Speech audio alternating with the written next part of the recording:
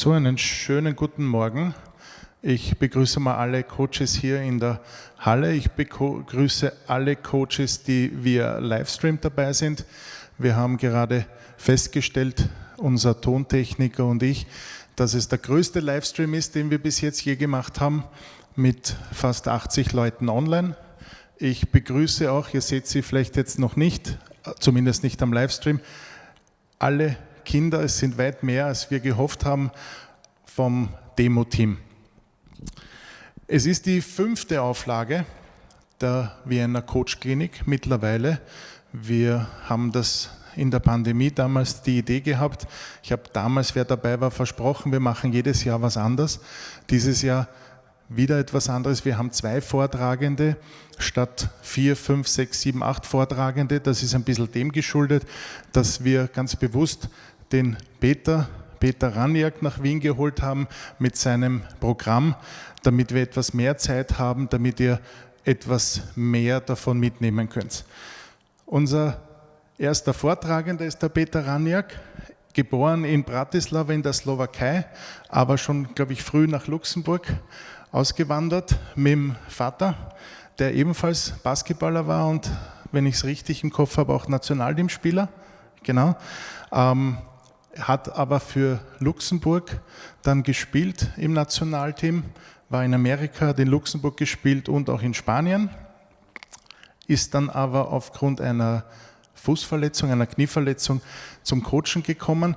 Gestern habe ich auch erfahren, dass du die letzten 8 Jahre bei den Minis warst und hat sich aber spezialisiert auf Shooting und hat hier auch seinen Basketball Shooting Club, quasi kann man sagen, gegründet und tourt eigentlich mittlerweile schon durch halb Europa damit und deswegen bin ich umso mehr happy, dass er heute hier bei uns ist und den Vortrag hält. Der Spracheneinfachkeit halber wird er auf Englisch unterrichten. Vielen Dank, dass du da bist und ich wünsche euch allen viel Spaß. Okay. So, like Roland said, we're going to do it in English. First, I want to thank all you guys for showing up Saturday morning. It's an honor for me that you're here. Also, all the 80 plus on the live stream means a lot. And also to the kids for showing up and sticking with us for, we have about 2 hours and then maybe half hour to ask questions. My main goal for you is I don't want you just to come here and write down drills and then copy paste them to your next practice. For me, it's always great if we can have some kind of discussions or if you ask questions, hey, how would you maybe do this and how would you do it maybe with some older kids, whatever. So I will try to show you guys a little bit of everything, how I start teaching with the very young ones up to the pros. So it can be one drill, but it's all about how you build it up or build it down. So it's not going to be so much of just, showing you drills, but it's going to be more of a concept of what is, or how I see shooting, or how I teach shooting or basketball overall. So I always love starting practice. Obviously, I do a lot of shooting with fun. I am a true believer of when we start practice with something fun, then it will set the whole mindset and motivation for the players for the whole practice. So I'm not going to talk too much. I will just go in immediately. Guys, you can come here. Everybody come here. Quick.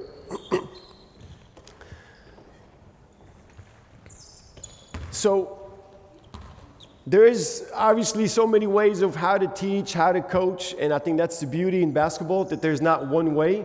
And I'm not going to sit here and tell you guys you should do it my way. I'm just trying to present what I believe in, what worked for me, and then maybe you can take some of the stuff for your own practices.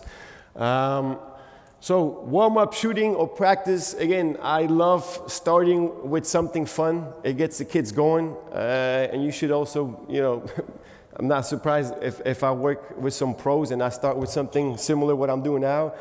All I see is smiles and motivation, engagement, and it really does set the tone for the rest of the practice.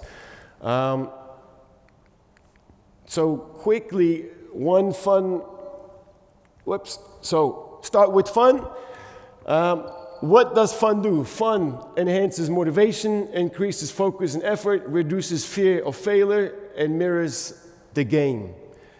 There was a study, I'm not sure if you read it, by Luca Donchi. He has a bunch of research people who helped him over, I don't know how many months, how many kids. They found out over 70 or to 70% of kids by the age of, that's missing a 3, by the age of 13, drop out of basketball. Reasons are lack of fun and creativity, training feels like work, and pressure from fear of making mistakes. So just those 3, lack of fun, you will never see lack of fun or creativity in my workouts. That's what I will try to show you. Training feels like work. I don't think basketball was invented as a job. I think it was invented to have fun, even if it's for small kids, pros, coaches. I think we do need to have fun. I get it that there's levels of fun. For somebody, it's fun to really sweat and have a great workout and be tired. For somebody, just to be challenged and fun and see the ball go in. For somebody, it's maybe fun just to, shoot on his own, make 100 shots and maybe miss only 5. I get it. Fun has different levels. But to me, basketball should still be fun no matter what level we play. And then pressure from fear of mistakes. To be honest, I love mistakes. When kids or pro, whoever do mistakes, that's actually a invitation for me to kind of, teach them. So mistakes to me is amazing. And I think always in that sense of regard is how do we teach the mistakes? I don't want to teach the mistakes once I see it. I always want to give the players at least another 2 or 3 tries before I actually go in there.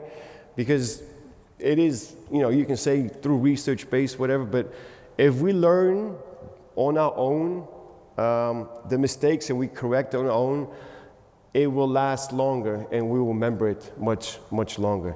So I always want to kind of base also basketball. It's a sport with different sports activities. When I was younger, I used to skateboard a lot. I think it's one of the most creative and hardest sports in the world. It's Olympic now. But if you look at it, maybe now, but skateboarding does not have any coaches. So it's something extremely difficult. You need to be very skilled, and it's very, very creative. And they don't have a coach who's going to tell them, well, we're going to do 10 minutes of doing just ollies. Then we're going to, what do? They go out through the environment on the streets, and they try it. They fail, get up, and try it again. Obviously, I think that's when the community comes together of skateboarders where they teach each other.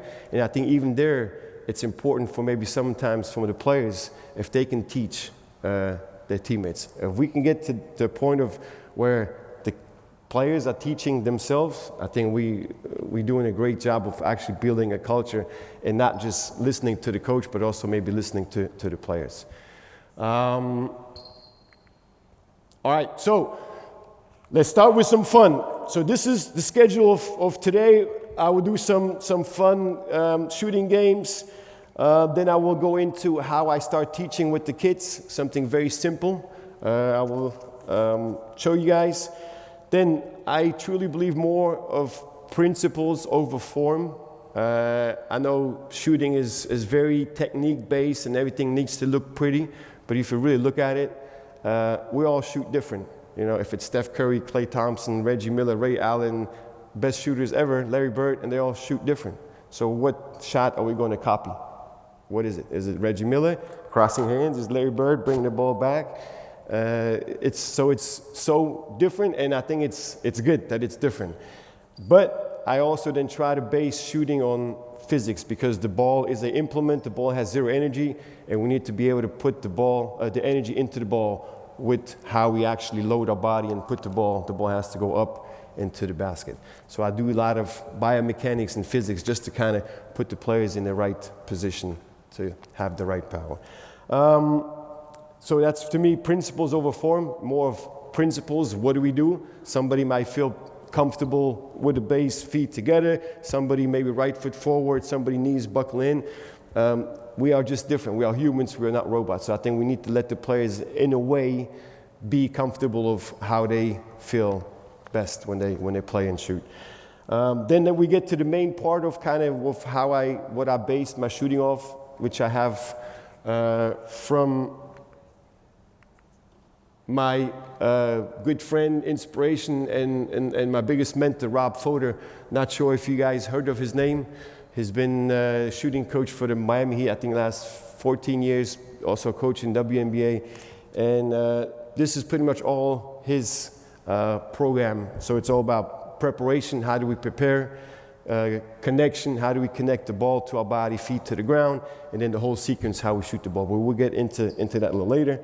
And then at the end, I want to finish with some decision shooting. I think whenever we catch the ball in the game, there's always got to be decision. There's always a room to actually do spot shooting and be comfortable and see the ball go through. But I think when we play a game and we catch the ball, there's always a decision to make. And I think sometimes we lack in practice of how we actually train the decision, because the decision is always going to be, do I shoot it, do I pass it, or do I dribble the ball? So I think we'll show you guys a few drills, and at the end some contested shooting drills or in-game drills that you can use to train shooting in a game. Okay? So enough talking. Maybe we have all the white t-shirts on the main basket. All the other kids, if you have a ball, use all the different hoops. All we're going to start is, so when we start practice, I always want to also engage our mind or our brain. I don't want to just come here and just with their body just kind of go through the motions. So if something's, fun, what we can do is maybe you start, okay? So all you're going to do is just throw the ball up, clap, 1, 2, catch and shoot it, grab the rebound, maybe toss it out, maybe work already some footwork, toss it up, maybe we go 1, 2, catch it and shoot it. Even here, I can tell them what to do now, but I think also I can give you the freedom of be creative. Maybe somebody will throw it up, sit down, get up, and shoot it. Maybe you throw it up, turn around, catch, and shoot it. So I'll let you do it for 1 or 2 minutes, and you can kind of observe of how creative they can get and how we have to kind of incorporate our mind with our body when it comes to shooting and just kind of have some fun when we start, okay? Try it, go. You can go to these baskets. And always try something different. Never use the same shot twice, okay?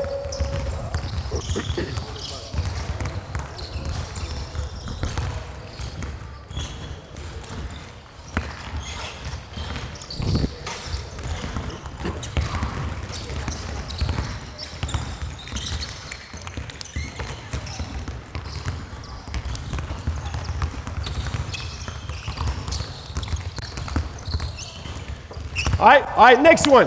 So obviously in practice, I would maybe go a little longer, but I want to show you guys as much as possible. So now, maybe even more fun, if you guys are together, all you're going to do is throw the ball up and maybe do a handshake. Maybe shake hands, give high fives, low fives with the feet, and then catch the ball. So we work on coordination, having our mind ready, catching the ball and shooting, okay? So 2 together, throw it up, and do something. Be creative.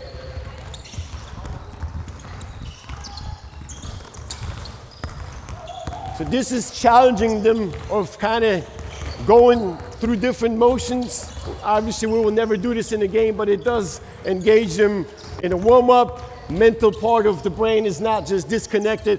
No, we're going to do just shoot, but they got to be ready, sharp, catch the ball, and shoot it. Just a couple minutes.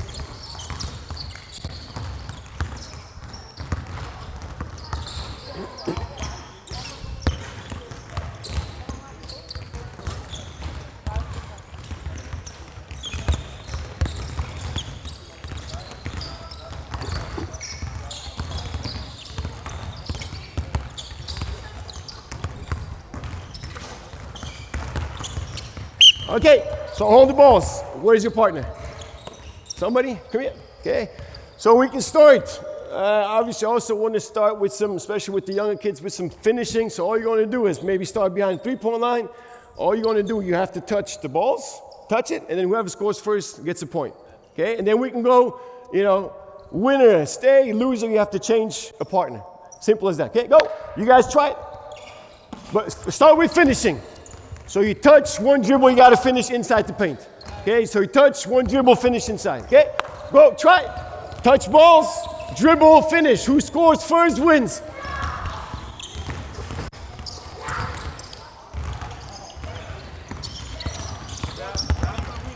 So if you win, you stay, and you change partner.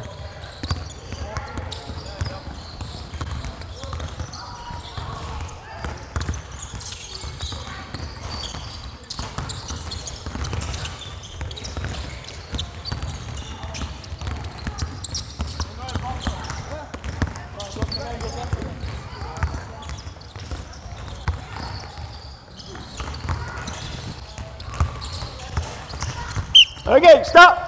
So same thing. Come here. You can obviously take this a million different ways of how to get points. Maybe you can say 3-point is 3 points, mid-range 2, layup is 1 point, or go vice versa, 3 points, 2, and then 1. So maybe if I start with you guys, again, you can be creative. So whoever maybe won the game, let's say you won it before, now you can maybe say, hey, we touch, and after the touch, I go into a spin move between the legs, and then I have to finish. Just an example. So I want you to be creative and come up with something or what you want to do before the shot. So not just touch and shoot, but touch, maybe go into a spin move, maybe between the legs, and then let's say you have to finish as on a swish, not with the backboard. Just something, okay? So be creative, try to come up with something new, and then give it a try, okay? Go! Probiert selber etwas zu erfinden. Den Ball berühren und dann irgendetwas machen. Zwischen den Beinen, mit der linken Hand, auf 2 Fünfen. Das sagst du. Das sagst du deinem Gegner. Okay?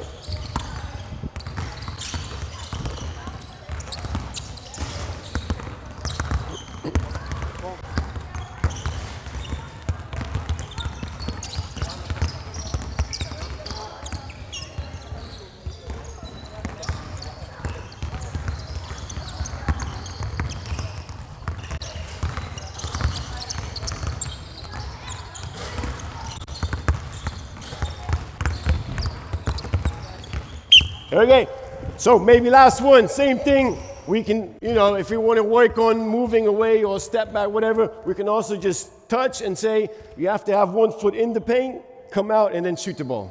Okay, so we touch, first one, we got to get 2 feet in, 2 feet out, and then shoot it. Okay, so we add already a component of, competition, going fast, working on balance, and try to make the shot before the other one. Let's say if you miss, you got to get to rebound and then finish with a layup. Okay, try it. So 2 feet inside the paint.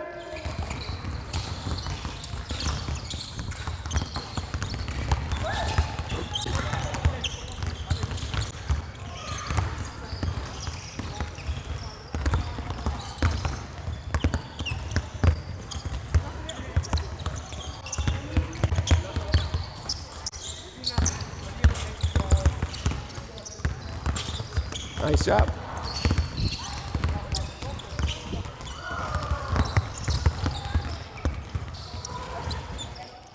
Okay, so stay here. So we can go now. Listen, guys, 2 on top. Okay, what do we see in the game? We see defense, right? So all we're going to do is just add a defender. So you come here. Okay, let's make it a little easier for you guys. Defense, you have to hold the ball on with 2 hands. Okay, so we can go very simple of just touch and finish. Whoever finish gets a point. Whoever misses plays defense, and you come out. Okay, try it. Go. You gotta finish inside though. Finish inside. There we go. Score. Somebody has to score. Okay. So winner, you stay. Loser out, and keep going. Change spots. Okay, go.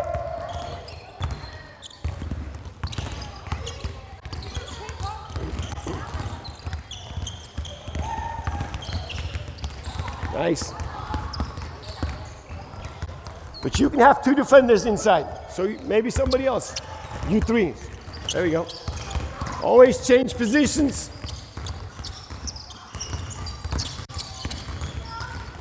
And then again, you guys can take this, with the point system, different spots, maybe limit the dribble. So all about how you guys want to challenge or put different constraints on the players.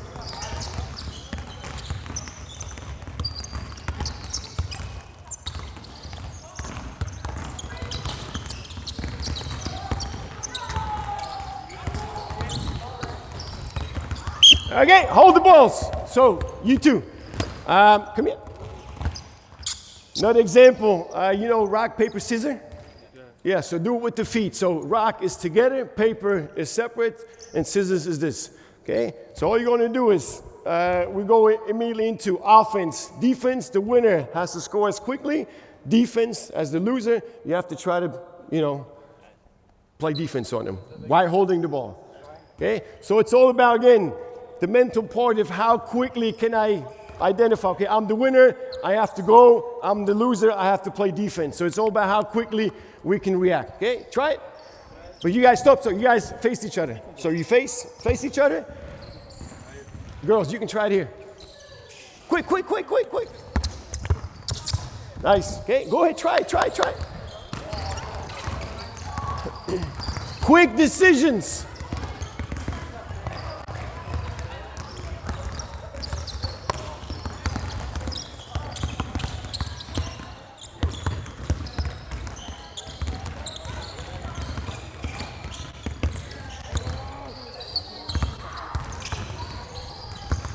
So you can tell how sometimes difficult it is for them to really realize, did I win, did I lose, and what do I have to do now? So it's all about kind of also overloading their thinking of, okay, I do a game, then I have to react, who was the winner, and then what do I have to do? So it's all component of what we all need in a game.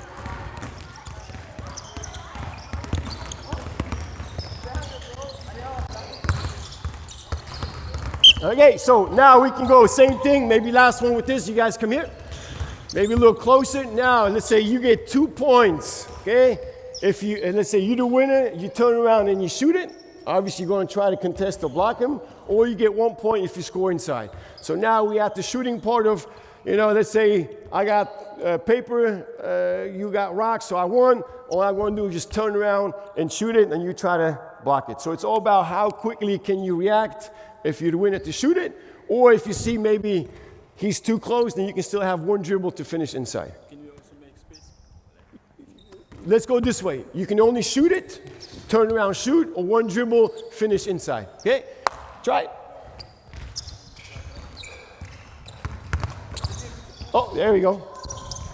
Gotta react quickly. Okay, gotta react. Let's go. Try it.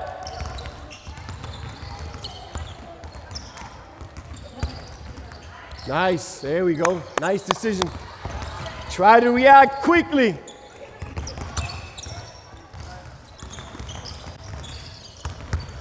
Nice shot.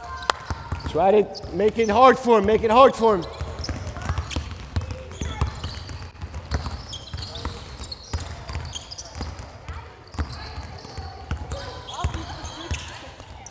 There you go. So if you shoot, you got to go quickly.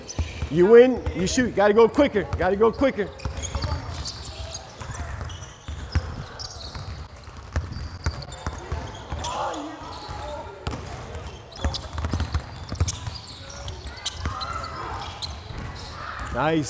Nice shot. Good reaction.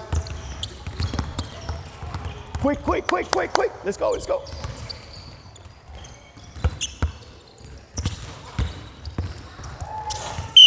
Okay, stop. So give me 2 guys. You 2, come here.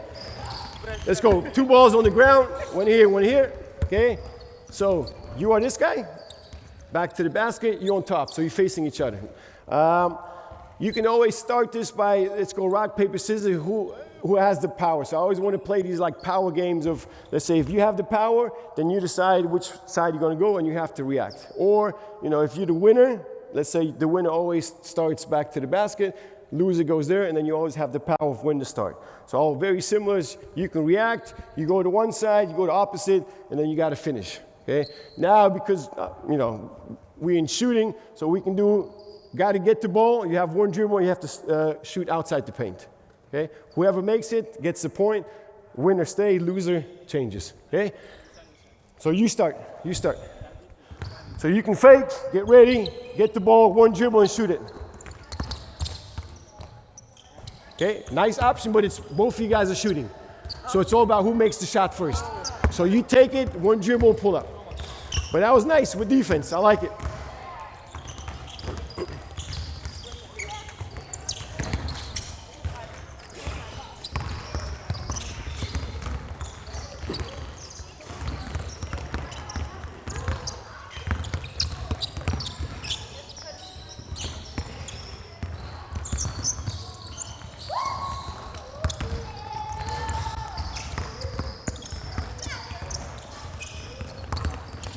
Nice shot. Nice shot.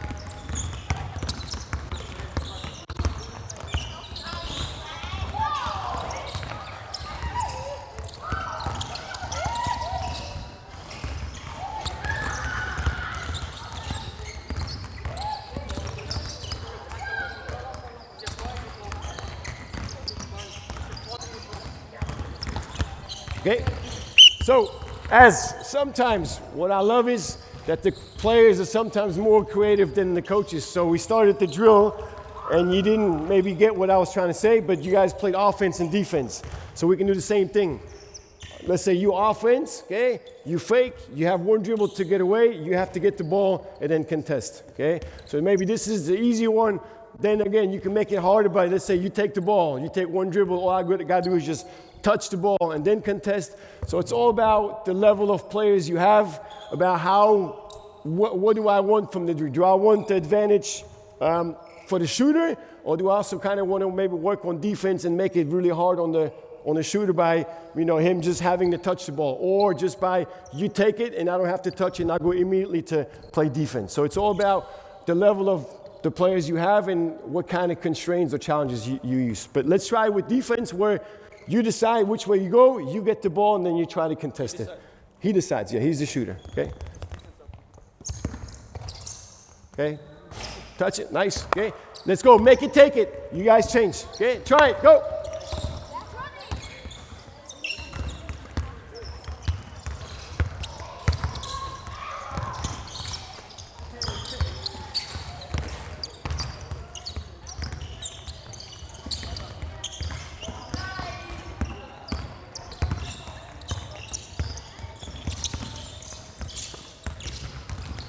Try to shoot it quicker. Just shoot it. Get to your spot and shoot it. Nice. That's okay. Good shot.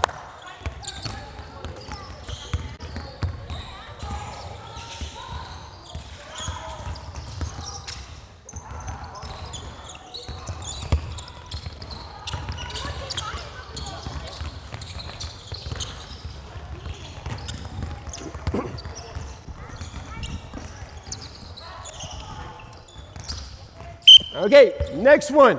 So I always love doing shooting where there is a certain, let's say, overload or challenge. So if you have the ball, okay, all you're going to do is you throw the ball up. I will pass you mine. You pass it back. You catch yours. Move to another spot. I give you a second pass. You got to make two in a row. Okay, so you go up, pass it back, catch it, shoot it, different spot, and you got to make two in a row. Okay. So it's all about challenging the players. Okay, again, I don't never want the players to kind of shoot and just go through rhythms and have their mind completely shut off. So now they have to watch out. Where's the first ball, second ball, relocate, and you got to make two in a row. Okay, try it. Quick, quick, quick, catch.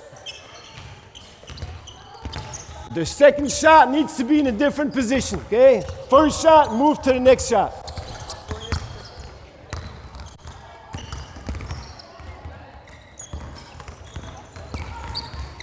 Quick, quick, quick.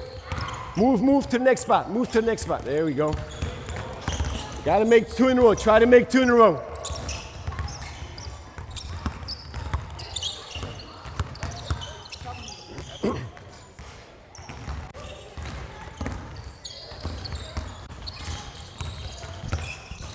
Okay, hold it. So we're going to keep moving. Same thing now. Seems to be pretty easy. So how can I challenge you guys? Let's say if you throw the ball up, okay, with this ball, you have to go between the legs and pass it to me. So we work on some ball handling. So when the ball goes up, you catch this one, you go between your legs, pass it back, okay? What else can you do? Maybe work a little bit on coordination balance. You throw it up, 360, catch, and then shoot it, okay? Or maybe, I don't know how well your ball handling is, maybe you can go 1, 2, pass it, catch, and then shoot it, okay? Maybe you can go first shot mid-range, second shot is a three-pointer, okay? So I want you again, for 1 or 2 minutes, be creative and talk to each other and try to come up with something with a challenge where it's challenging for you to do the drill, okay? Just try it out. You guys pay attention to what they come up with. Just try, whatever you feel like.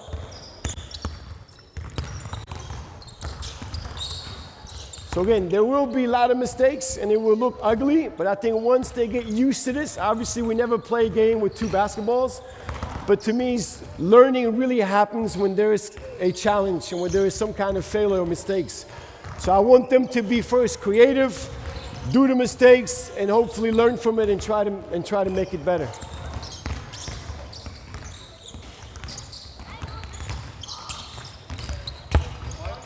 So you got pass it back, catch yours.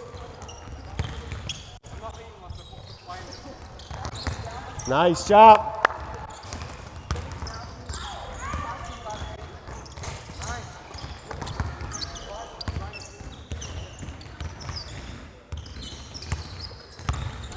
Okay, maybe I'll get you a partner. Misho.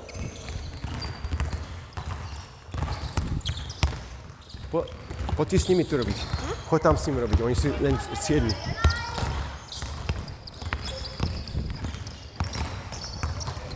So now you have a partner. You guys can go together. You two. So you have a partner.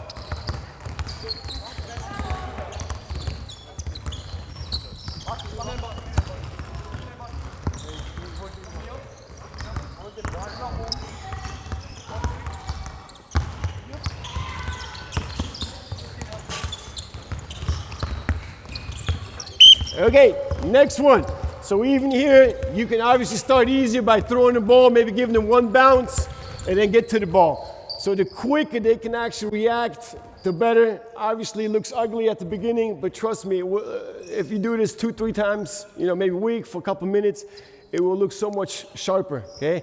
And I think that's some things we also lack of how do we train the mind. Like obviously, yeah, we don't have 2 balls in the basketball games, but if we can manage 2 balls, catching, shooting, and making 2 in a row, obviously the game then will be so much easier. Same thing, I always want to not just work on one skill, but if we work on shooting, decision, coordination, even here now, let's say if I'm dribbling, you my partner, okay? You don't need a ball. So work on ball handling and then shooting in like a game situation. So let's go, I have to mirror you. So you will move, maybe we'll change it this way. So you have to move where I'm going. If I'm going this way, you go here, I go there, left, right. If I show you number, 1 is normal cross, 2 between the legs, 3 behind the back, okay? Then when I show hands, okay, you pass it, you relocate, okay, pass it back, and then try to contest the shot, okay? You guys want to try it, okay? So you have to mirror where he's going. So if you're going backwards, you go forward, okay? But you have to have your eyes up because he's going to show you number. 1, normal cross, 2 between legs, 3 behind the back. Once you show both hands, you got to pass it, relocate, pass it back, and then shoot it, okay? Try it. Quick, yeah, there you go. Just 1 cross, pass, and then contest. Pass it back and contest, okay? And then change it up.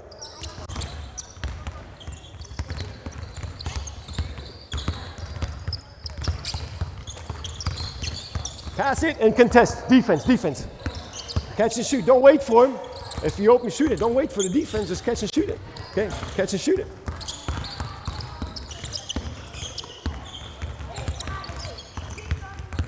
And play defense after the pass.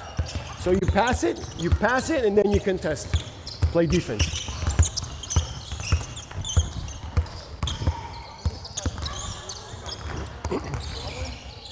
Nice. There we go.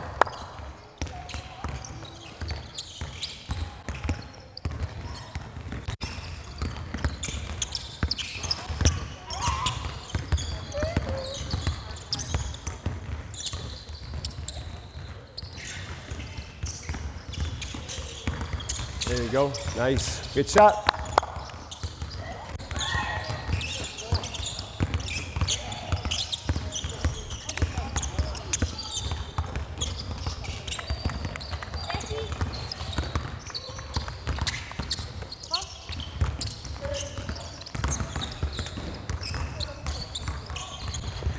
Okay, maybe one more. Last one.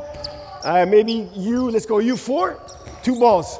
So I think everybody loves knockout or shootouts at the end of practice, before practice. I sometimes use it even with the under 18 or with the men's team, just a regular shootout. But when you miss, when you're out, you actually play defense. Okay, so whenever you're out, you don't go out, but you actually come here and you play defense for the rest of the guys who are still playing. Okay, you want to show it one time? So regular knockout. So it's just 2 balls, 4. Whenever you're out, you don't go out and sit, but you go and keep playing defense. Okay, try it, go. Shoot, quick, shoot out, knock out. There we go. Go. Always try to change spots, Go, quick. Okay, so you out, right? Big guy, you out, so now you play defense. Okay, go, keep playing. Shoot him out. Play defense. There you go, you out. Second defender. Play defense, both. Keep shooting. So the one who is out will play defense. Yeah. You guys play defense. The guys who are out play defense.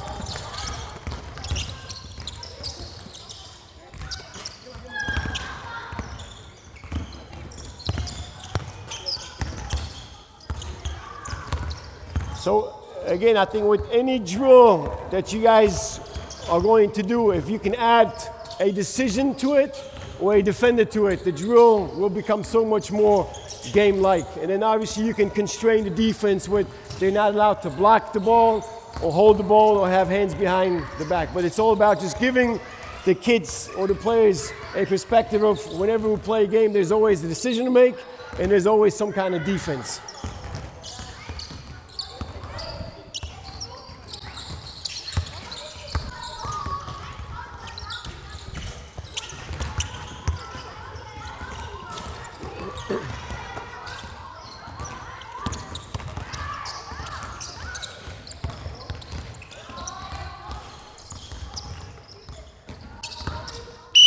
All right, everybody come here. Okay, so you get the point. So we can, go for another hour, 2 hours with, some fun drills. Guys, come here. Ali, come here. Can I see the ball real quick? So when it comes to shooting, and especially for the smaller kids, let's get under 12, under 10, I always want to keep it very simple. When I teach shooting, we live in a society now where we always want to add stuff. We want to add this move and this shot. And when it comes to shooting, for me, it's always I want to take stuff away. I don't want to add stuff to the motion. I want to take stuff away. So I always compare to, I have this from Rob Fodor. He always starts the clinic and he asks the coaches, describe shooting in 1 sentence. Okay? What would it be if you have to describe shooting in 1 sentence? Does anybody have any idea? Describe shooting in 1 sentence. Put ball in the basket. That's very, very good. Put ball in the basket. So, Misha, come here. So by saying this, put ball in the basket, he always says, pass it to the basket. So, okay, this is a one-hand pass, right? Okay, this is a one-hand pass, but if I would have to shoot the ball, okay, it's a one-hand pass to the basket. We call it a shot, but it's actually a pass. If you look at the motion from a pass to a shot, it looks very, very similar, almost the same. Just the shoulder angle, the lift angle gets a little higher. So to me, there's only 3 passes in basketball. It's a pass to myself, pass to my teammate, and a pass to the basket. I don't think anybody would say that a one-hand pass is a difficult skill, or we would have to practice so often. Like obviously, yes, we want to, be able to pass it straight, okay? But this is not a very difficult skill, okay? But once we actually go into shooting, what happens a lot of times? We stop the ball, we bring it from here, we go behind the back, we do all kinds of crazy stuff just because we call a shot. But especially for the kids, I think if we can simplify it and just be like, just pass it to the basket, okay? If we can learn this, then this will be so much easier. Another thing, I've been coaching the young guys for many, many years, and I was in the same boat. Whenever you start maybe practice or doing a camp, most of the time, first thing you do is you work on the 2-hand chest pass, right? Okay? Thumbs go up, thumbs go down, and we work on this. Question to you, how often do we actually use this pass in the game? How often do we use this pass? I would say almost none. And then if we do, it's probably going to be something maybe out of balance, just a normal pass. But to me, the problem is this pass is a correlation to actually the kids. Now we live in an era where everybody wants to shoot threes. Kids, they don't have that power. So what do they do to shoot the ball?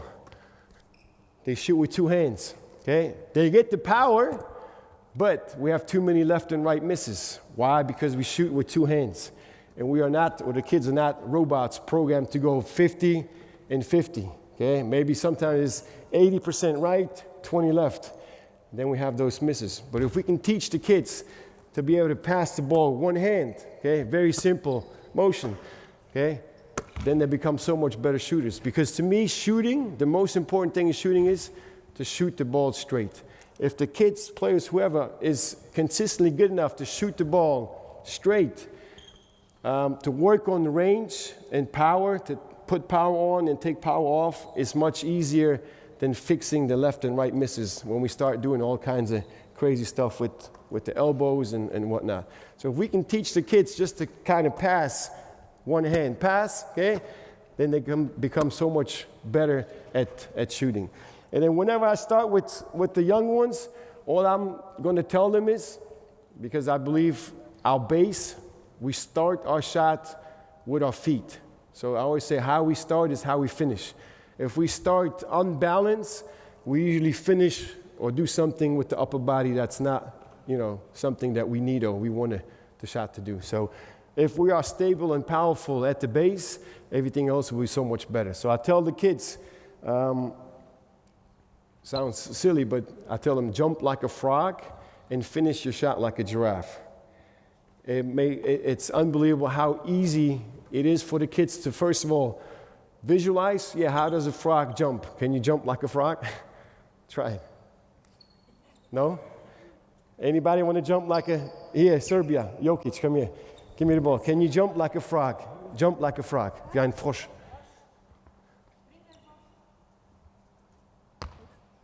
Nochmal. Ähnlich. What he did very good is, okay, again, how we start is how we finish. So if the base is very good and powerful and balanced, everything else so much better. Too many times I still see coaches, when you shoot short, what do you tell the players? Bend your knees, right? Bend your knees. So if I bend my knees, just watch what happens to my base. I lift my heels, and again, I take this back to skateboarding. Imagine skateboarding on your toes, or surfing or whatever, where you need balance. It's very, very difficult. Or doing a squat, and you do it on your toes. It's very, very difficult. So I don't teach bend your knees, but it's hips back, okay? So it's kind of like sit into your shot. What he was doing good as a frog, his hips were going back, and he sat into his shot, or his jump, and then he jumped up. So that was very good, without me even telling anything. So I just tell him, jump like a frog, and then shoot, and then finish with the shooting hand as a giraffe. So this will also make him, giraffe has only one neck, doesn't have two necks. So it makes him focus more on actually shooting with one hand. So jump like a frog. Okay, now you know, because you're a basketball player and you've been shooting, but all it takes is just for them, even for the kids, or even for the older kids, is having a visual, okay? If they can visualize, how does a frog jump? Oh, I know what he's doing. And then how does a giraffe look like? Well, I know how a giraffe looks like. So it's without me telling, straighten your arm, bend your wrist, follow through, all that stuff, just giving them a cue, a image where they can imagine something and then actually can do it, okay? So I'm not going to let you guys jump like a frog and shoot like a giraffe, but all I'm going to do is, come here. So what we can do is very simple. Maybe you start on the baseline, okay? And all we're going to do, we both want to work on just passing it one hand. So after the pass, you move up. Pass, move, pass, move. Once you get to the middle, then you just pass the ball to the basket. Got it? Okay? Boom. And move it. Pass it and move it. Pass it, move it. Pass it and move it. And then when you're there, just pass it to the basket. Perfect. And then we change, okay? So all I'm going to, for you, go to a basket, okay? I will get to the part where we're going to talk about preparation, connection, sequence. One thing, Misha, come here.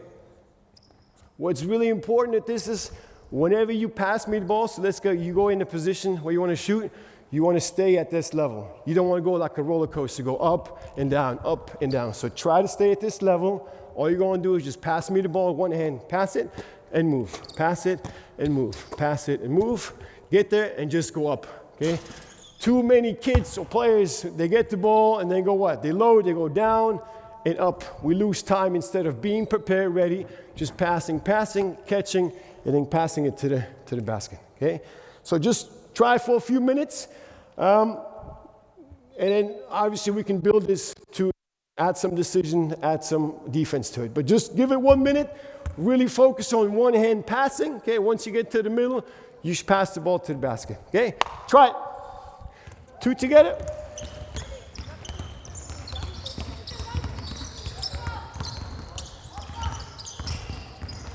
So even the passer, pass it one hand, pass it. There you go.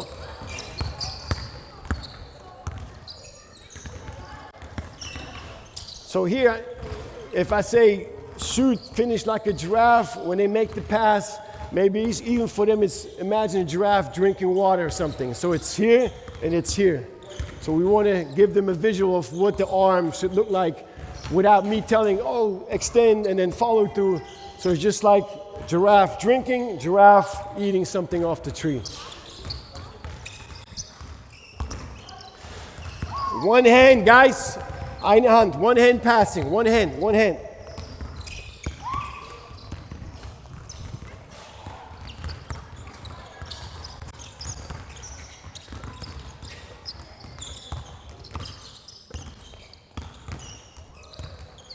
Extend your arm, extend it. Ровно. Okay, stop.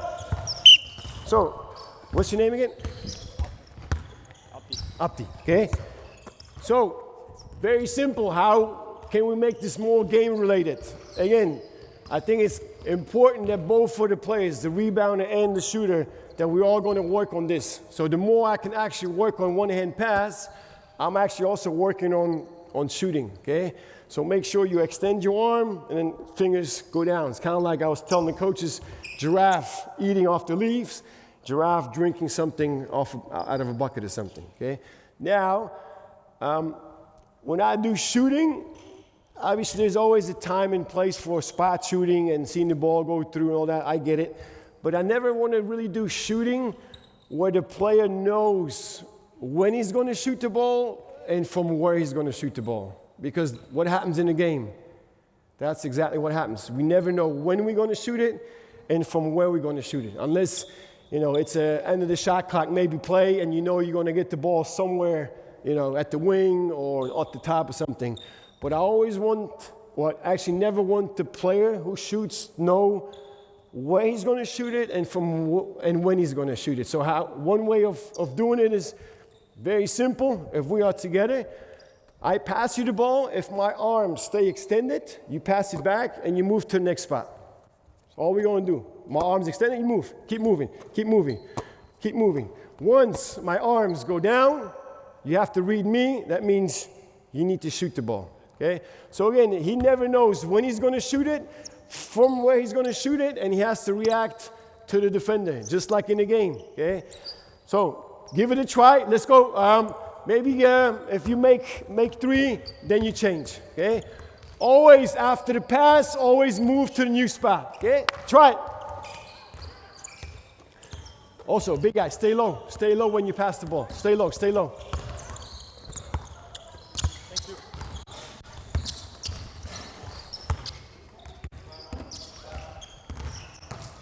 So again, it's all about reading. Now the defender is just going to, have the arms extended or arms down. But again, we added decision to shooting.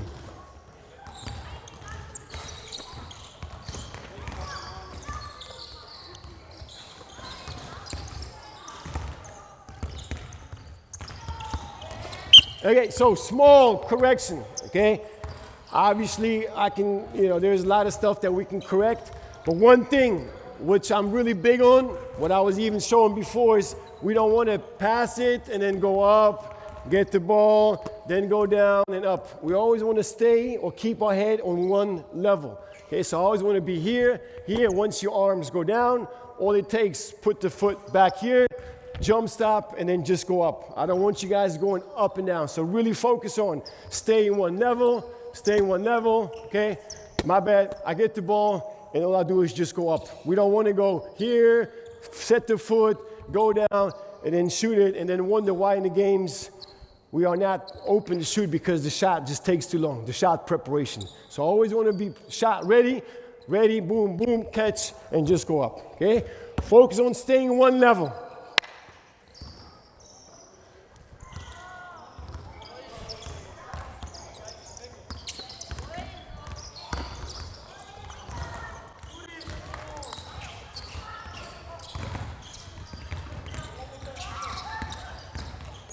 Guys, really focus on the one-hand passes. One-hand pass, one-hand pass. There we go.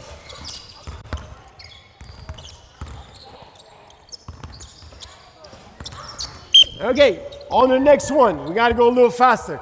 So, what else can we do? Okay, guys, please hold the balls.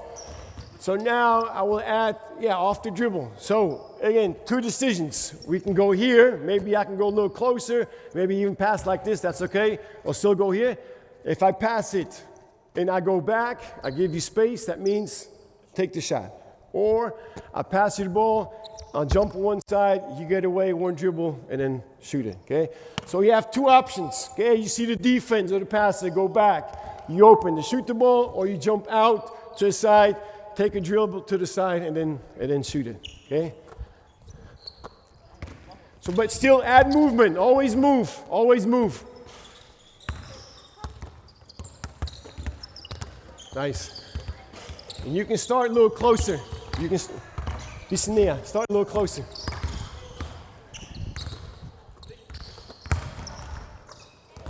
Always move. Always move. Always move. Nice shot.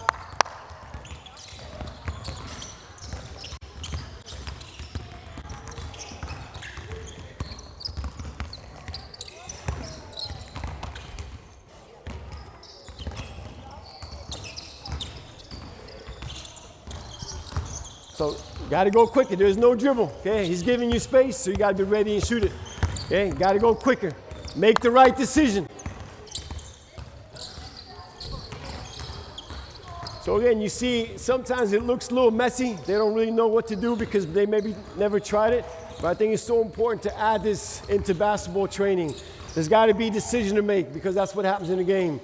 Even now, we'll, maybe add some defense. There's always defense in the game. So I think the more we can add decision and defense in any drill we do, the better we can make the players and faster. Okay, so next one. Now we can do the same, but we just add defense. Maybe I give a little bit more space. So all I'm doing is still working on one-hand pass, okay? And then you move. I give you the power now to shoot whenever you're ready, okay? So you can shoot the ball after first pass or, after the pass, you keep moving. Once I see you go into the shot, I try to contest it or block it, okay? Usually I do here, we can go, if you miss 2 in a row, then we change. Okay, so this is the easy way, or we can also go always changing where one time you start, okay, and then next time when I pass it, okay, I pass it and I contest.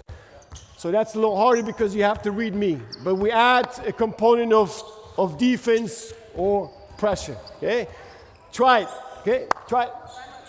Always move after the pass, always move. There you go, but you got to play defense though. Once you see, and contest. Once you see it's going to the shot, you try to contest it. Always change it up.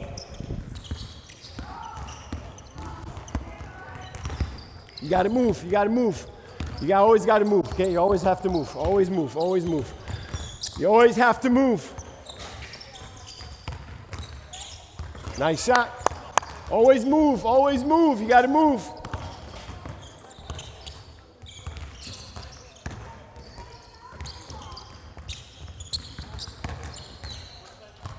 Nice shot.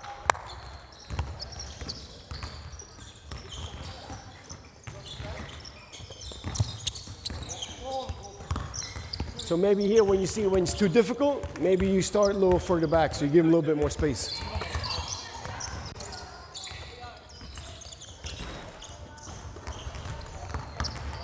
So even this situation where he got his shot blocked, I think that's good because I don't know if he's gonna, shoot this slowly the next shot. So even by putting defense out there and making the defender go hard, makes the shooter better because he has to adjust, okay?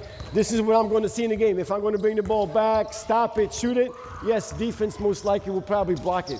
So even by just adding defense and pressure, we make the shooters better. And obviously, if he's going to get a shot blocked 5 times in a row, then maybe we have to, defense back out, back off, or just tell the defender, you can close out, but you cannot block the shot. So it's all about, what's the balance of how difficult is the shot. So we never really want to be in like the trash zone where the player's only going to make, let's say, 1 or 2 out of 10, but we also don't really want them to feel comfortable to make, let's say, 8 or 9 out of 10, because that's barely going to be the case in the game. So we want to be in the range of, let's say, if they shoot, let's go 50 or 60% in a game, maybe we want to keep that same or similar percentage in practice where they're going to make 6 out of 10, 7 out of 10, okay?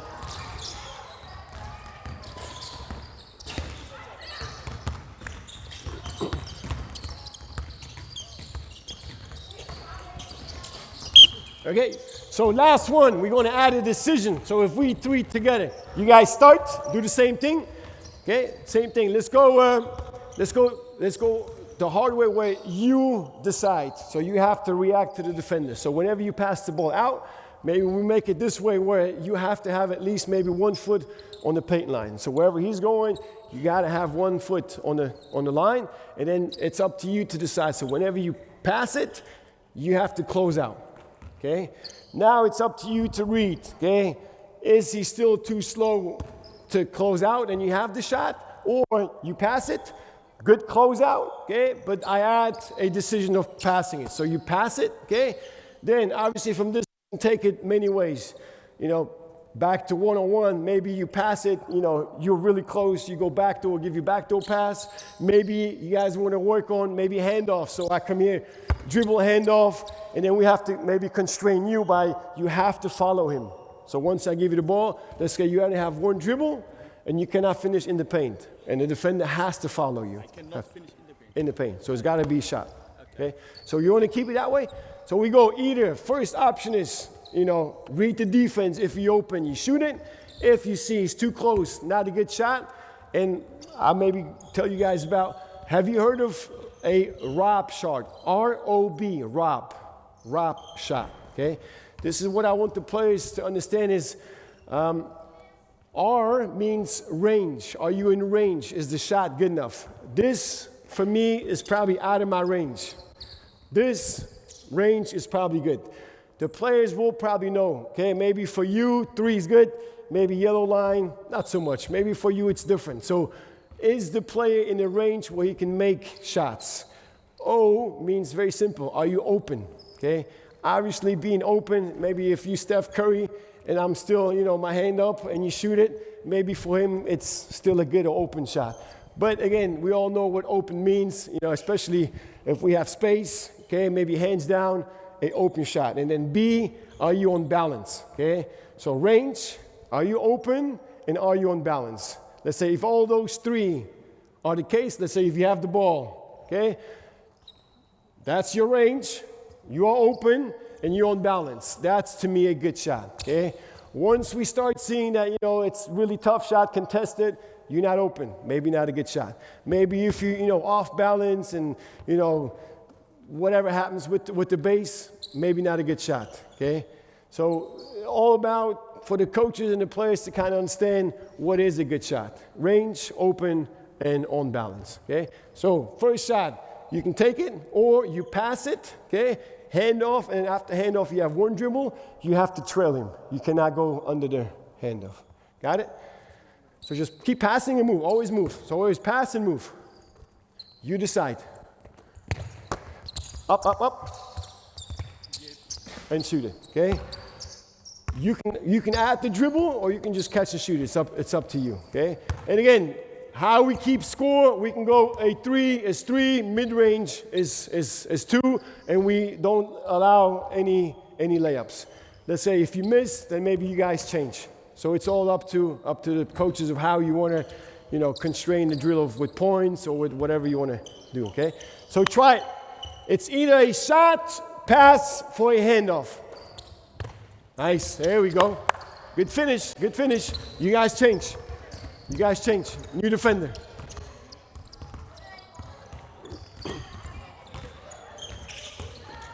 You have to go up, up, up, up. Yep. And shoot it. Nice. So the defender always has to go trail the shooter. Always have to go behind him. Dribble and shoot it. Nice shot.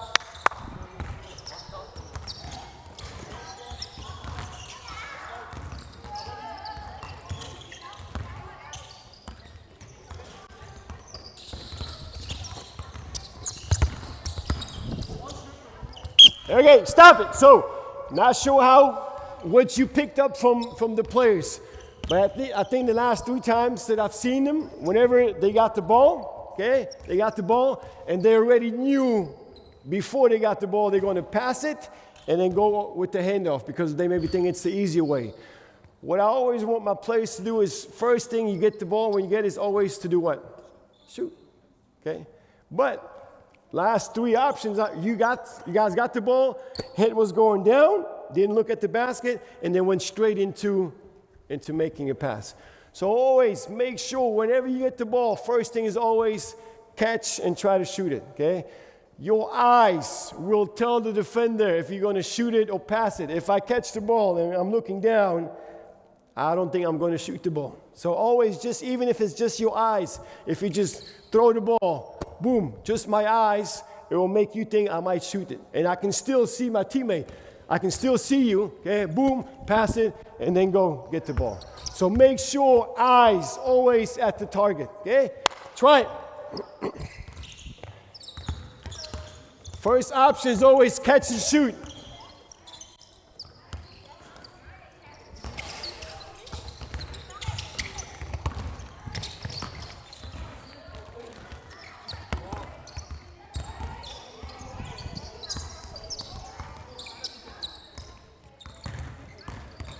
And like I said, you can use this drill or whatever it is in whatever you need. Obviously this may be for, I would say, 14 and up.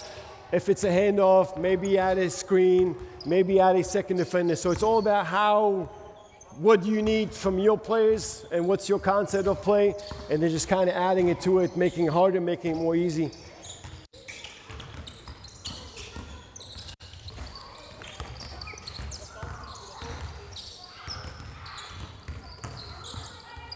Defense decides.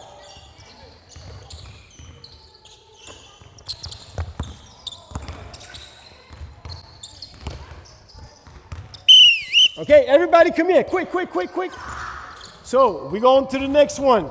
I mentioned it before, I teach shooting in more principles than a technique because I don't really know which technique to use. Is it Steph, is it Clay, is it like, and again, we're all so different. Your arms maybe are longer, the fingers longer than mine, maybe different talent, vision. Everything is so different that I never want to put the player in a box where like, no, everybody needs to shoot this way, okay? Because the reality is, if you look at the best shooters, they all shoot a little bit different. But they all work with very similar principles, okay? 2, can I see the ball quick? 2 or 1, maybe our biggest principles when it comes to shooting is, we need to have our body under the ball, okay? And preferably, we need to have our hand in the middle of the ball, okay? Why? Because we need to get under the ball because the ball has to go up, okay?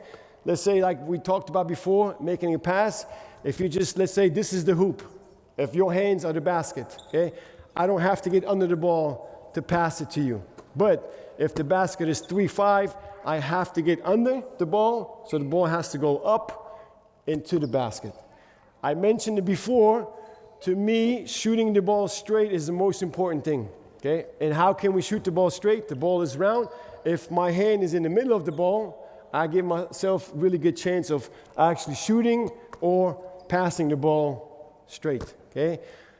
The problems tend to happen is when we add the second hand, okay, and my actually shooting hand elbow goes out, okay? Even if in this position, if my elbow goes out and my guide hand, I take it off, the ball will fall off. So my brain will tell me what? I have to add some pressure for my left hand. Once the elbow is going to go in, I am much more stable, okay? And I can actually lift the ball up and shoot it straight. If the ball is here, okay, this is what happens.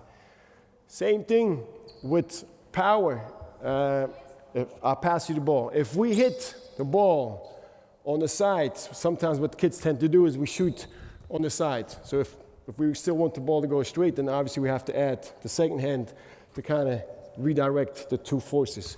But if I hit the ball on the side, first it loses power, goes to the left. With the same force, if I hit the ball in the middle, okay, I gain more power and the ball can go straight.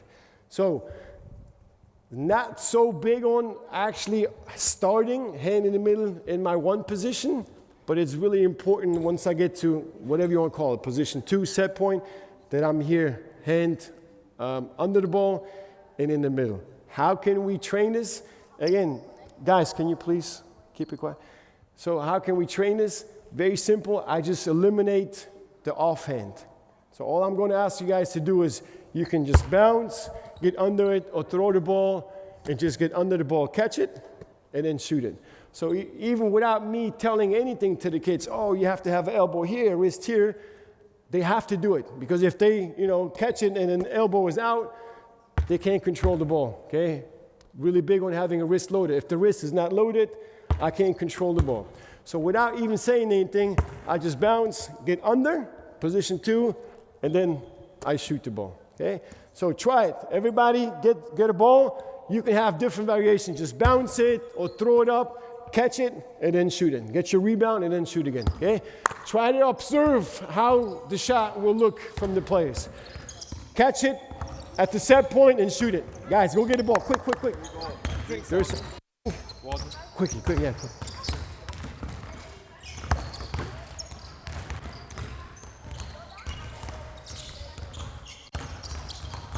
So even with this, I love doing one-hand shooting, okay? If it's only 4 or 5 minutes before after practice, especially also a lot of times girls, they tend to shoot here because maybe they lack the power. But even, like I mentioned before, one-hand dribble, passing, and shooting. If we can get the kids or the players to get used to passing in one hand and shooting in one hand, they will become so much quicker and better shooters.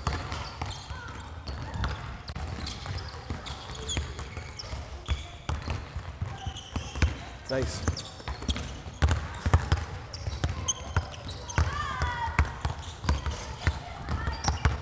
Okay, so I think looks very good, pretty easy. Again, how can we challenge them? Okay, obviously we can challenge them by distance. Okay, can you shoot a three-pointer with one hand? Okay, maybe it's going to be difficult. Maybe it's not even your time yet. But again, we can challenge by range. We can obviously again challenge here by balance and then shooting. Okay. We can challenge even what I like doing is shooting, okay, with the eyes closed, okay? It will make the players focus so much more on the target because the basket will never move, okay? Once I'm here and I can, lock my eyes and then close, the basket will be still at the same spot. Obviously, we will never want to shoot with the eyes closed, but this will make them focus even more and it adds another challenge to it, okay? So again, make this a little bit more challenging by, okay, maybe even catching and then jumping, finding your balance, and then shooting. Maybe add a 360 turn. Maybe close your eyes and just kind of challenge yourself, even with distance, okay? Try it a few times.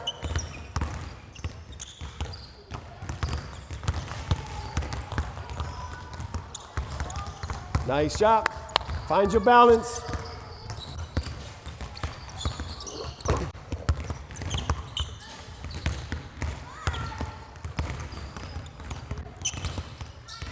Nice job.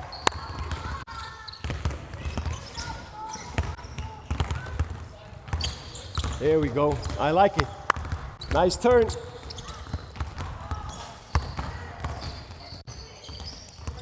Okay, so what else can we add in basketball? Can I see the ball quick?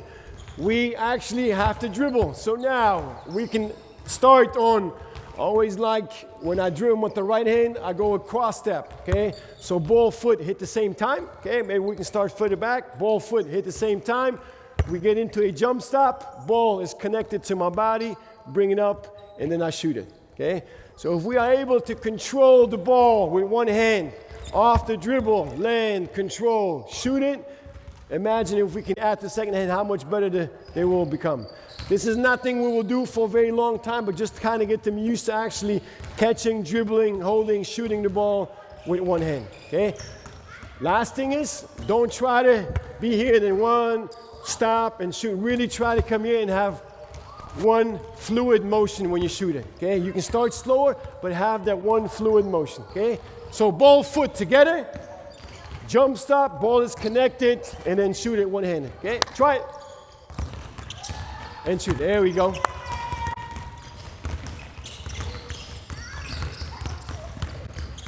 One hand, everything is one hand, everything is one hand.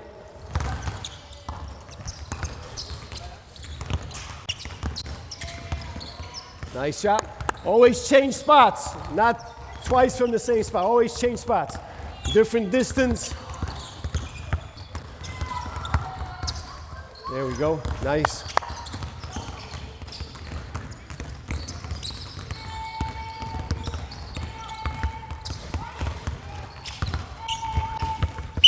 Can we go together? So another thing is, similar to what we were doing before, guys, hold the ball please.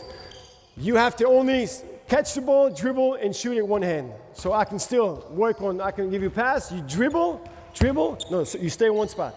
Dribble, pass, move to the next spot, catch one hand, and shoot it. So it's the first time I give you the ball, it's a dribble, pass, then you move, and then the second pass, you catch it, and shoot it one hand. Got it? Okay. Dribble, pass, move it, catch it, and shoot it. Okay? Try it. That's very good. I like it. So again, it is not easy to catch, dribble, and pass, shoot the ball one hand. But the more comfortable the players will get at this, obviously the so much better they will become in the game. And if we look at how passing is developing overall, NBA EuroLeague, I think the Spanish people have been passing one-handed since, what, 20 years. So I think that the two-hand pass is more kind of like the overhead, a skip pass, but everything else is off one hand. Dribble, passing, and shooting with one hand. So even the passer, force yourself, one hand, even the passer, everything is one-handed.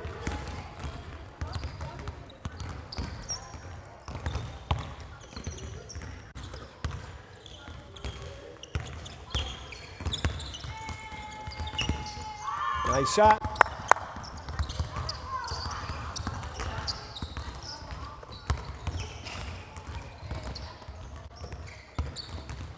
Okay, last one with this, with one hand. Everybody loves to play, right? So me, you, we go into one-on-one. You play one-on-one. Offense, you can only dribble and shoot it with one hand, okay? Obviously, again, depends on the level. If they, you know, some of the younger guys, we can say you can have, let's say, if you finish inside, maybe you get, let's go, 3 points, outside the paint, 2 points. Maybe with the older kids, and we really want to work on shooting, I say you cannot shoot inside the paint. So how do I constrain the defense? By not allowing you, I can't block your shot. So by you knowing that I can't block your shot because I'm not going to block it with my head. So my hands can be on the side, behind the back, I don't care. But you have to be able to what? Control the ball one hand, shoot it one hand, and it really works well on creating space, okay? Me knowing that you cannot block my shot, okay, but I can still or want to find, you know, enough time to get on balance, shoot it, and that's why I need to create the space. So even here, I can create space going backwards, maybe not my range, maybe I start closer, or I can create space going left or right, okay? So it really makes the player work on creating the space, handling the ball, getting on balance, and shooting with one hand. Okay? Try it. So normal one-on-one, defense, you cannot block the shot. Offense, only one hand. Już musisz iść? Aha, dobre. Čauko.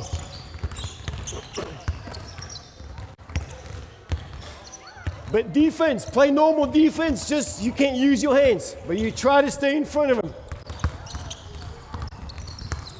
Let's go, make it, take it. You got no partner, so just go here. Winner stay, lose out. So even also just here, obviously we work on, shooting, but we can also at the same time work on defense, okay? We're always going to have defense in the game, and even here, obviously it's harder to play defense, hands behind the back. It makes your feet work a little bit more, but it's a good way to work on defense and on offense. Nice shot, make it, take it.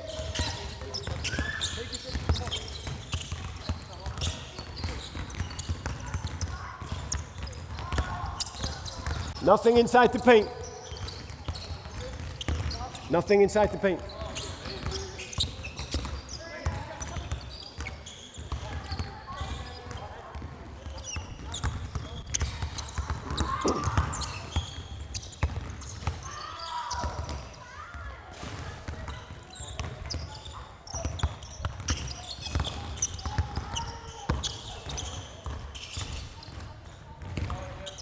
Okay, so again, we can make this obviously easier or harder for the player. Shooting and dribbling one hand is pretty difficult. So I can also say maybe add the second hand and we still go one-on-one, and then maybe limit the defender by only using one hand. Okay? So I can only block or defend with one hand. No, you go with two hands. You go with two hands, no more. But again, we work on shooting, so no layups, and we also want to work on create the space. Okay? Either going backwards or going sideways, okay? Maybe try it for another minute. Defense, one hand. Offense, normal, two hands.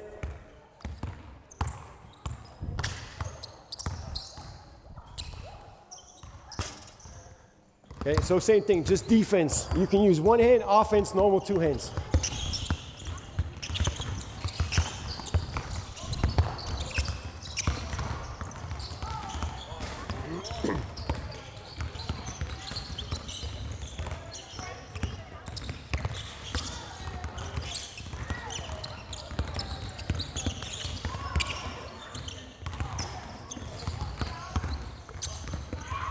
Or even use the constraint of defense can use both arms, but you cannot block the shot. Okay? You can yell, you can jump out, but you cannot block it. If you touch the player on offense, then they get a point. So it's all about how difficult can you make the drill and how easy, and who do you want to have the advantage? Is it the shooter, maybe more defense, make it more difficult? So it's all up to you guys to how much do you actually challenge the players of what you want to get out of it.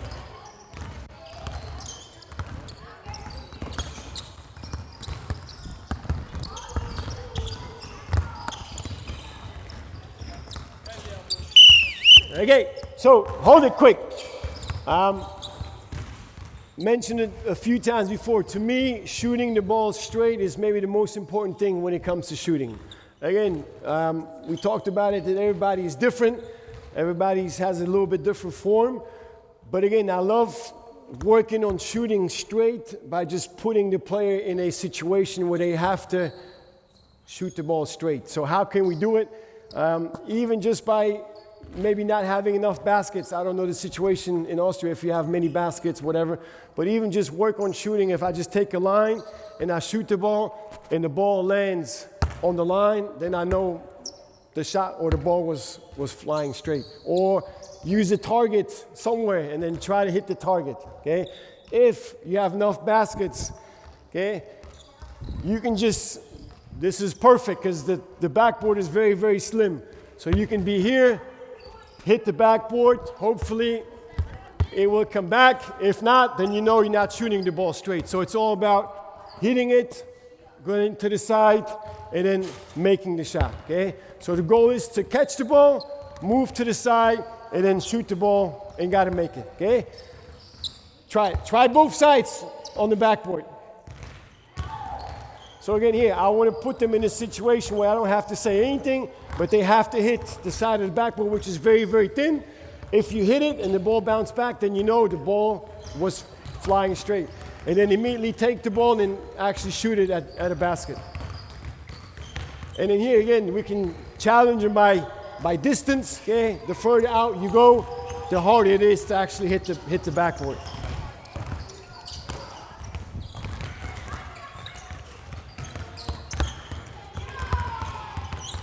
And this is a great way to maybe start practice. Or if the players are there a little earlier, just give them some kind of exercise, or create some kind of habits of when they're there, maybe just for 5 minutes. If they shoot against the backboard for 5 minutes, let's go 3 times a week, I guarantee they will get so much better than just kind of shooting half-court shots or doing whatever. So try to give your players little, exercise or habits that they can do every practice, and you will see how quickly they will become better.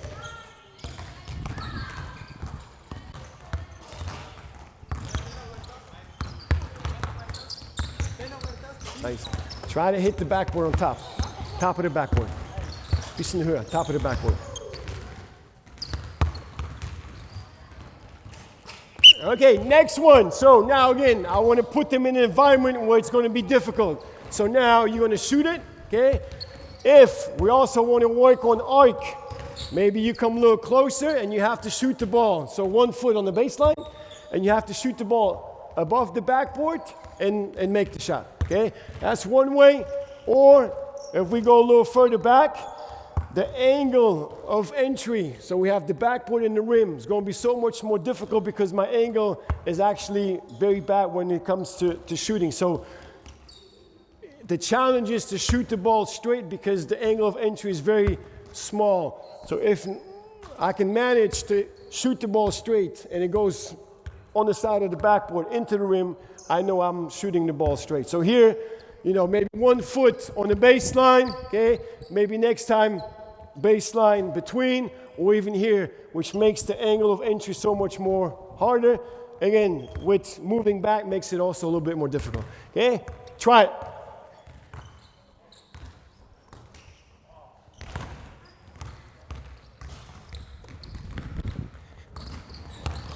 So the main thing for me is really put the players in a position where there is a problem, and I love for them to kind of get to the solution on their own. I don't always want to, be the one telling them how to solve it. I want them to experience it.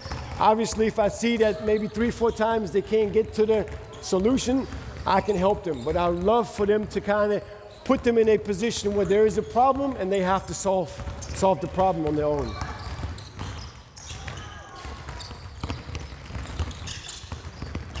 And they will quickly find out if they're able to shoot the ball consistently straight, because it's not easy.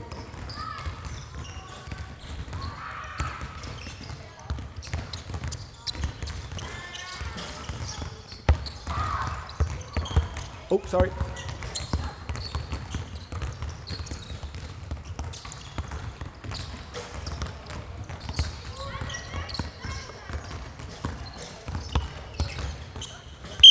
Maybe last one, shooting the ball straight, okay?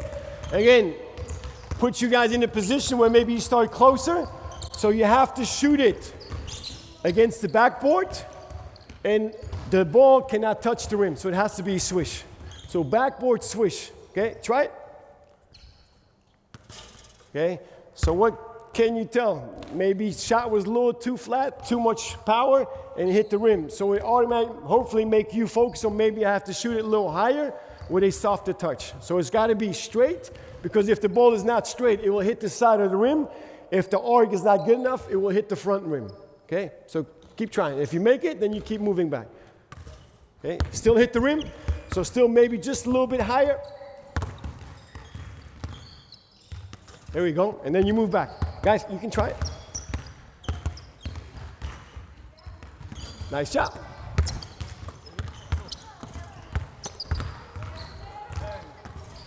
And then obviously the further back you go, the harder.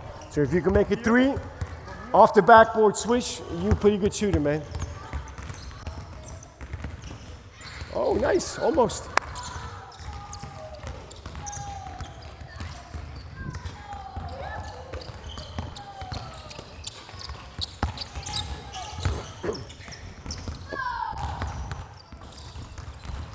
Any questions to this?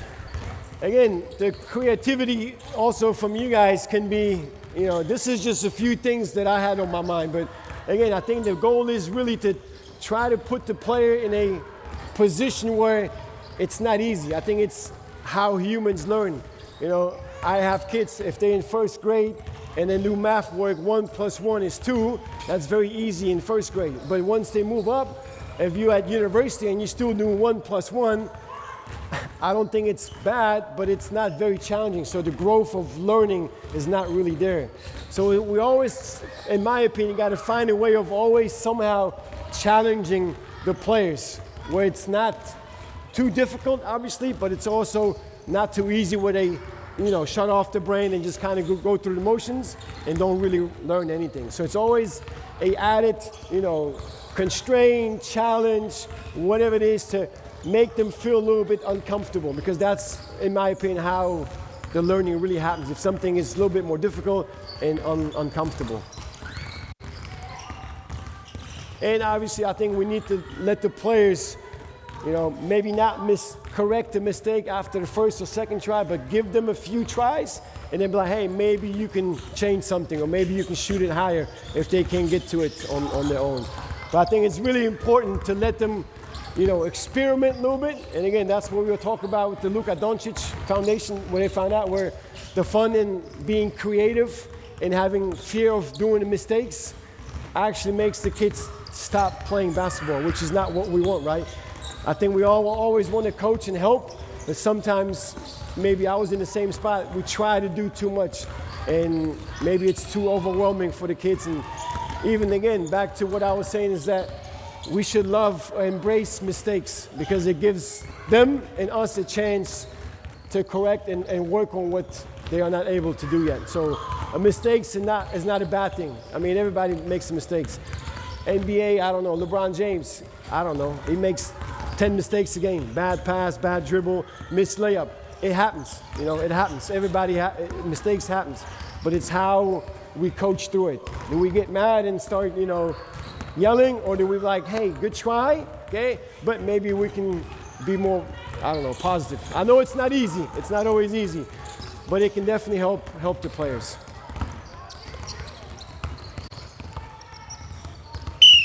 All right, everybody come here.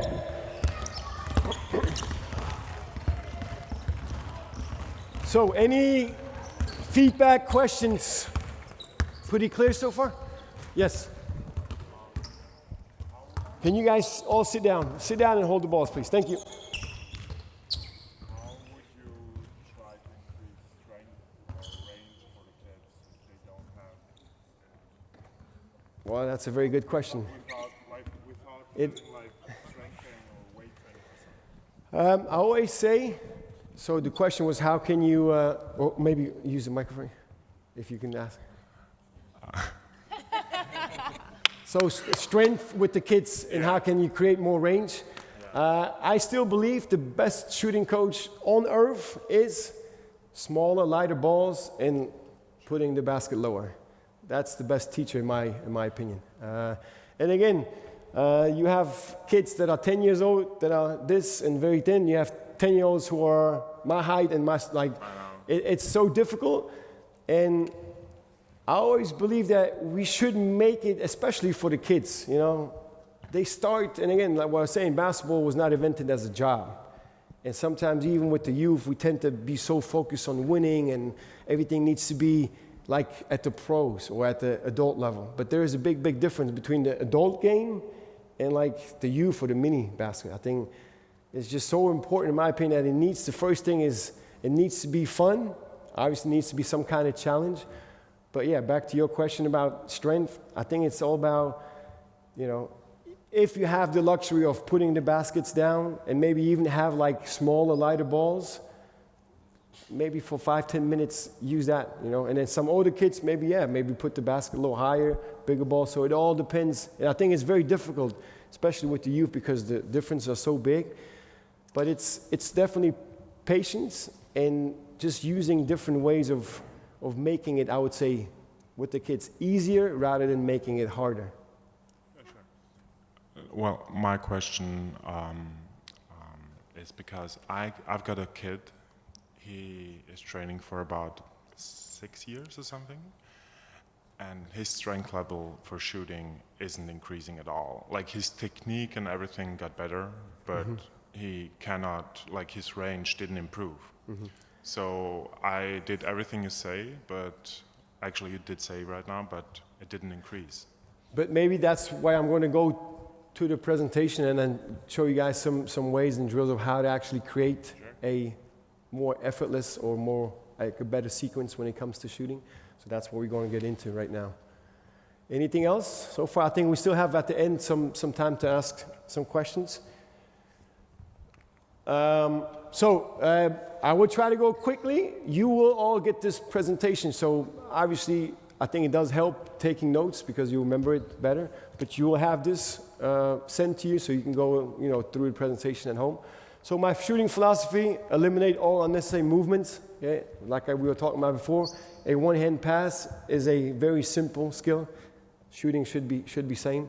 I never want to add stuff to the shot. I just want to more take stuff away. It's kind of like in the States they say trim the fat. We want to take stuff away, make it simpler, because when we play a game, there's enough, there's defense, there's movement, we are tired, there's different gyms, there's fans, so there's so much outside noise that will make the shot so much more difficult. So the easier we can make and keep the shot, the better it will be. And then, I focus on body mechanics and physics to help players shoot with ease and power. That's maybe something for you, will hopefully help. 3 parts of shooting, we talked about it quickly. Preparation, how we prepare before we shoot it. Connection, I will get to it, and sequence. So first one, preparation. How do we prepare our body to shoot? First thing really big for me is the eyes, chin, chest up. Can I use your ball quicker? Okay. Why? I will also have a little picture. We never really want to have our body move forward too much. Okay, why? Because first thing, the ball has no room to go up, so we have to move our body away, then the ball can move up, and then we shoot it. So it's first, my energy is going backwards before it goes forward, or we have to move the ball forward and then backwards. Everything is 1, 2, way too many steps, way too long to actually get into a shot. So if we keep our eyes, chin, chest up, the ball has room to go from 1, 2, 3, and my balance is way more stacked. Okay? If I'm here, I might lose balance going forward. So really important, eyes, chin, chest up. We talked about it, hips, back, not knees forward, because I lose power and balance. And then really big, wrist loaded. If we all know, and I think we would agree that this is almost a perfect position we will get to at the set point, right? So my wrist is loaded, okay? So all we can actually do is just move the shoulder down and start in this position. So I'm actually taking stuff away and making it simpler. So here, if I start here, wrist loaded, elbow fixed, all I have to do is just bring the ball up. I'm under the ball, so I can shoot the ball up into the basket. So having wrist loaded is to me very, very important. Even when it comes to passing, I see way too many kids having the hand on top of the ball. So if I want to pass it, I have to do what? Load, pass. If I want to dribble, load, dribble. If I want to shoot, I have to load here. It works. Everything works. Like there's a lot of weird looking shots that actually work. But again, it's the high I think we want to play is making it easier for the kids. And to me, less is more. So if I can, if I have to do this here, why not already eliminate it in this position? So I'm here ready to pass, dribble, and to shoot it. Connection, really big on connection. What does connection mean? So feet connected to the ground, I think is pretty understandable. The more my feet are connected to the ground, the better power and balance I have. The more I am disconnected, okay, whatever my feet are doing, the less power I have. So very similar to if we're doing squats, we will never do squats on our toes. Why? Because we lose power and balance. So the longer we can have our feet connected to the ground, the better balance we have. And how can we create this connection? By hips going back, so I actually sit into the shot instead of just moving my knees forward. Ball connected to our body, okay? First obvious reason is if the ball is disconnected, it's easier for the defense, but it's more, again, when it comes to physics, We won't have the ball connected, okay? Why? Because the path to this position is much quicker. So if I have the ball disconnected, I'm actually pulling the ball back. So I have to pull it. If I pull it back, I have to come to a stop and then shoot it. With every change of direction or every stop of the ball, we lose power and fluidity. We never want to lose power or fluidity. So the more the ball is connected, the more it's a simpler path to and then from here to the basket. And big one, whoops. Connection, whoop, there we go. Connection, elbows connected to our body, okay? This is big for me, especially with youth and also a lot of girls. The more my elbows are disconnected, the more it's a two-hand shot. The more my elbows are connected, the more it's a one-hand shot. So if we can just, show the kids and teach them to have really the elbows connected, it will automatically bring also my hand. Elbows disconnected, hand is on the side. Elbows connected, automatically my hand gets closer in the middle of the ball, and I can able to go from 1 to 2 in a straight line. Okay, so really important having elbows connected to my body.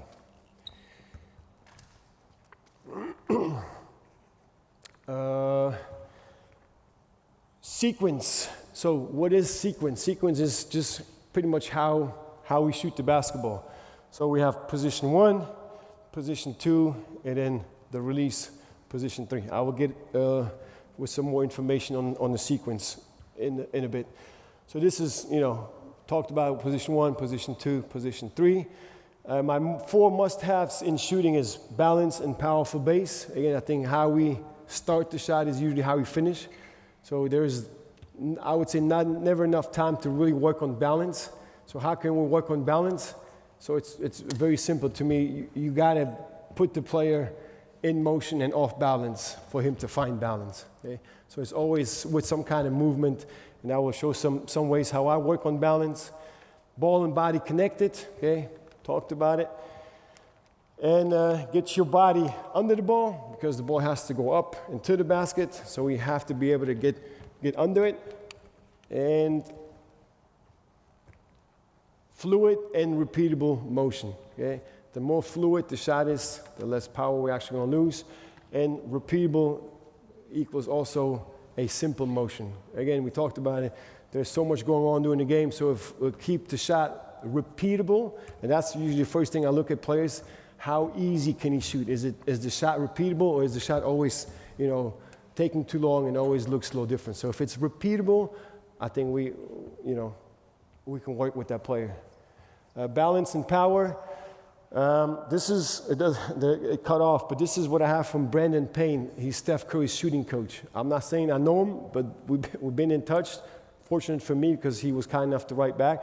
But this is what he always tells Steph every time they work together: is ears over shoulders, shoulders over hips, and nose behind toes. So it's pretty much very similar to eyes, chin, chest up. So we want to put ourselves in a position where we are balanced and powerful, and we give the ball room to move from 1 to 2 to the basket. So ears over shoulders, shoulders over hips, and nose behind toes puts us in a really good position to be powerful and on balance.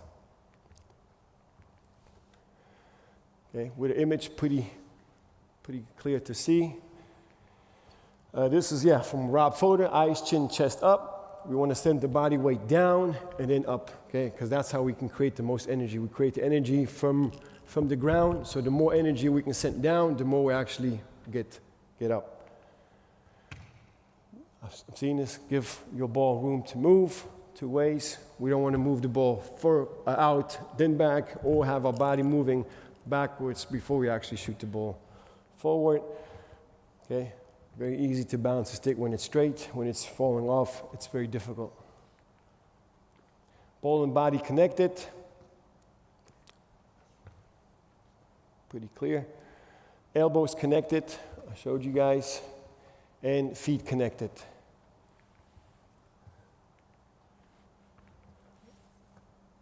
Small little video. Okay, also by moving knees forward, we actually put all power forward instead of putting the power into the ground. Body under the ball, okay? Big part of this, having the wrist loaded. So I think we have more power with 3 joints. So wrist, elbow, shoulder, than just two joints. So we really want to get under the ball, use our wrist, elbow, and shoulder. Fluid motion. I always go by wide S and narrow S. The more we bring the ball out and back, we actually create a S shape of motion. The narrower we can keep that S, the more fluid and more power we're actually going to have in the shot. With every direction change or start, we lose fluidity, power, and quickness. So how do we create the energy? Ball has 0 energy, so we have to somehow find it with our body, how we load and then push off the ground. Every player has a different form, but all players use the same physics, unless we go into space and have different physics there. We can all debate on how to teach shooting and what form and what to use. But I think if we can base it on physics, because the ball is an implement, it has 0 power, and if we can keep the physics part of shooting, I know it gets a little nerdy, we will be able to create a much more powerful and more fluid shot just by being more connected and actually using the physics on our side. So sequence is a set of related movements that follow each other in a particular order. To me, there's 3 ways of how sequence works. So it's the ball and it's the body. So we can go body and then the ball, which makes it very awkward, very difficult to actually shoot it. But I think it still somehow works. If you look at Jason Tatum, when he's shooting his free throw, it's like this, and then he brings the ball up and then he shoots it. It works for him. I would not teach it. Second thing is we move ball and body together. I think it works pretty well, especially in the mid-range. But the further we go out, the less power we have. Or we go ball and then body. Because in my opinion, if we want to create and have the most power, we want to be in this position and still have our upper body loaded and our lower body loaded. So I always kind of tell the kids is when they jump on the trampoline and you have 2 kids jumping, if the sequence timing is right, what happens to the one jumper? He jumps it's like a double jump. He jumps much, much higher. If you have 2 kids on the trampoline and they have the right sequence timing, the one gets, much higher. So we can look at it the same way with shooting. We have one jumper is the upper body, and then the second jumper is the lower body. So if we move the ball first, upper body's loaded, lower body's loaded, and then from here we can explode together. So if you only just one thing remember about, sequences, we want the ball to move first. Ball before body. And just even going a little nerdy on this is, if my body is in this position to shoot, so my body moves here, plus a jump, it's about this much that my body moved.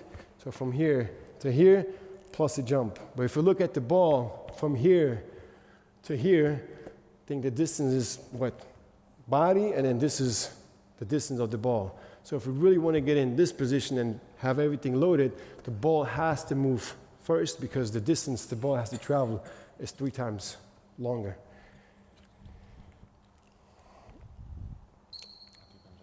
Okay, so ball before body, or ball leads, body follows. This is what I was just talking about. How much the hips of my body travel and how much the ball has to travel. Sequence. Okay, so I will take you guys on this court. Maybe you guys can watch. So I will go through the preparation, connection, and sequence with how I train it with my players. So if you guys come here. Let's go two together, one ball. So preparation, again, is really important to me. Is how we start is how we finish. So if we have a good base, okay, powerful and balanced, everything else will be so much easier. So if we are together, a little bit similar to what we were doing with the one-hand shooting, I love working on balance and base, landing on one foot, okay? If we are able to land on one foot, find balance, and able to shoot with enough power, 1 foot, imagine if we at the second foot, how much better we can actually become. So all you want to do is come here. You have to touch the ball. You touch it. You move back, I pass you the ball, try to catch it at the same time. Ball and foot at the same time. You land on one foot, find your balance, and then you shoot it. Okay? Try it. One foot and shoot it. Okay? So even just from here, from one shot, you can see she landed and moved all upper body forward. So just one thing, try to remember having your eyes, chin, chest up and not down, okay? So just give it a try, let's go 3 shots and then we change. Always changing foot, okay? Try it and you can observe how well they can maybe even, within 3 or 4 shots get better or what they struggle with. Land on one foot, find your balance first and then shoot it.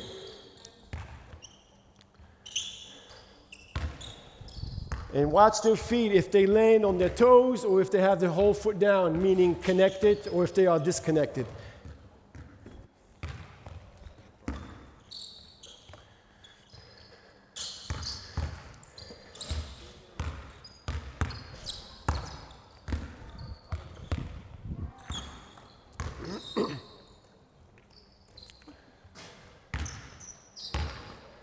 Okay, stop. So, couple guys, when they caught the ball, they went straight into landing on the toes.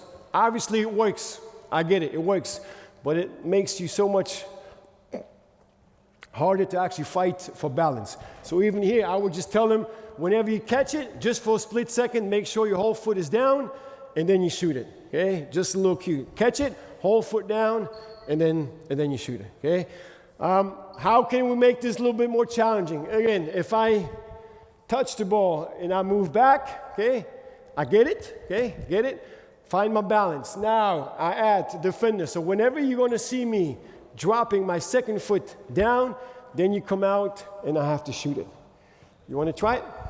Okay, but defense, you have to stay patient. You still land on one foot. Once you drop to 2 feet, you come out and you got to shoot it quickly.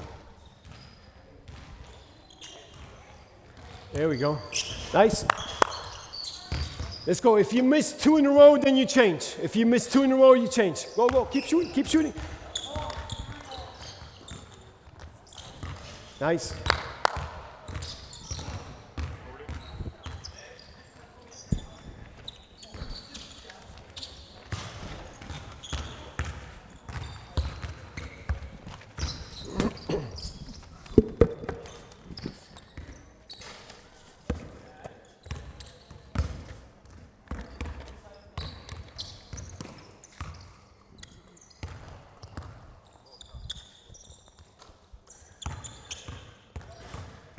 Nice.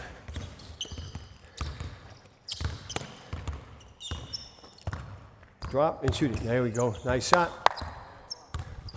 So again, what we really want to focus on is are the feet connected and is our eyes, chin, chest up or are they down? So 2 small mistakes I usually always see is that they lean too much forward and land on the toes too quickly. So we want to be connected, eyes, chin, chest up, and let the ball have some room to move up.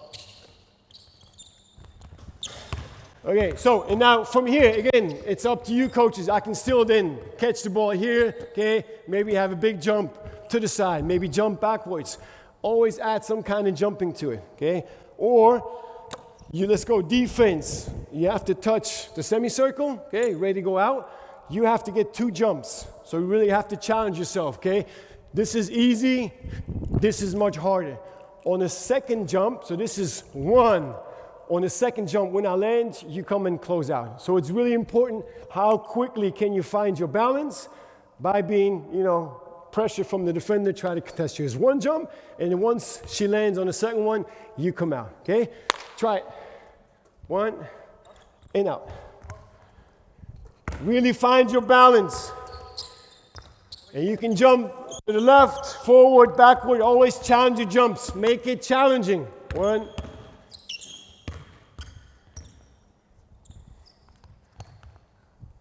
nice.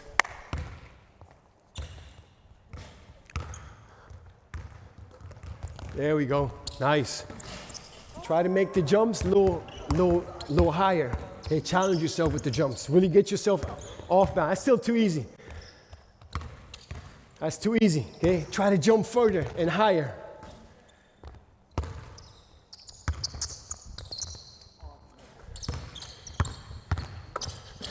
Okay, stop. So we got to keep moving. Same thing now. If you defense, okay, we can add now a dribble. So we actually dribble outside the paint. I dribble out, jump stop on one foot. Okay, now we add a turn. So once you see me turn, you can close out. So I got to be here, find my balance, turn, land, and shoot. Okay, so it really also forces the player eyes at the target quickly. Again, so underrated in my opinion. Even if, again, I take it to a different sport, if you play darts, okay, I never seen anyone play darts looking at the ground and then shooting at the same time while aiming, okay? So it's really important, the longer we can actually look at the basket and aim, okay? Same with darts. I think the most important thing in darts is shoot the ball straight, okay? So if we want to shoot the ball straight, we have to give ourselves enough time for our brain to realize how far are we and just to kind of, have a little bit more time. So the longer I can have my eyes at the target, the more chances I give myself to actually make the shot. So really important. First thing is, once you guys turn, find your balance. First thing is eyes at the target. Land on 2 feet and then shoot it. Defense, once you see me turn, you close out. Okay, try it.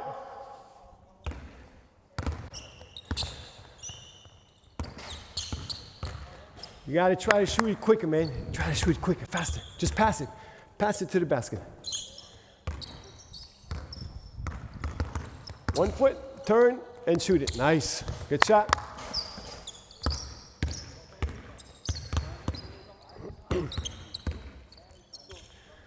There we go. Nice shot.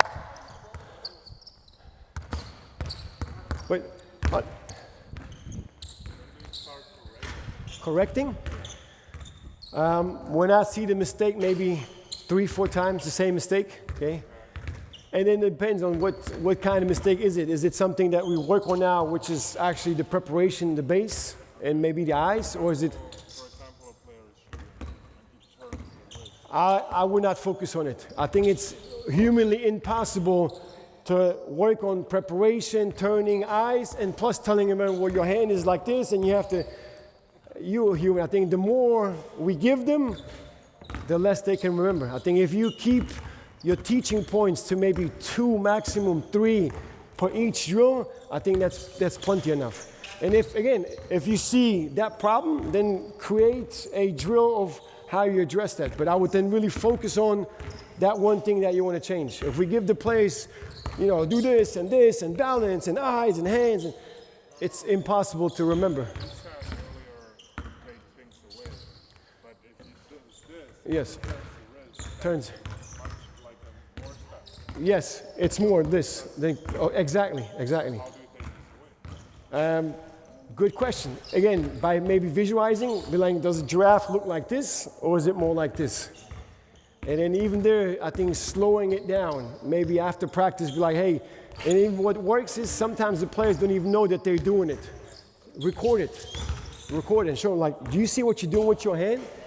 And then also, it's still, once the ball is outside of my hands, and I do this, and the ball has the same good rotation as going straight, then it's just something they do. I don't know if it's, so it's, but it's a good question.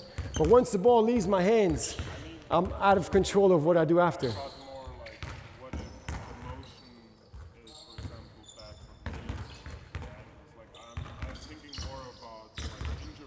Injury.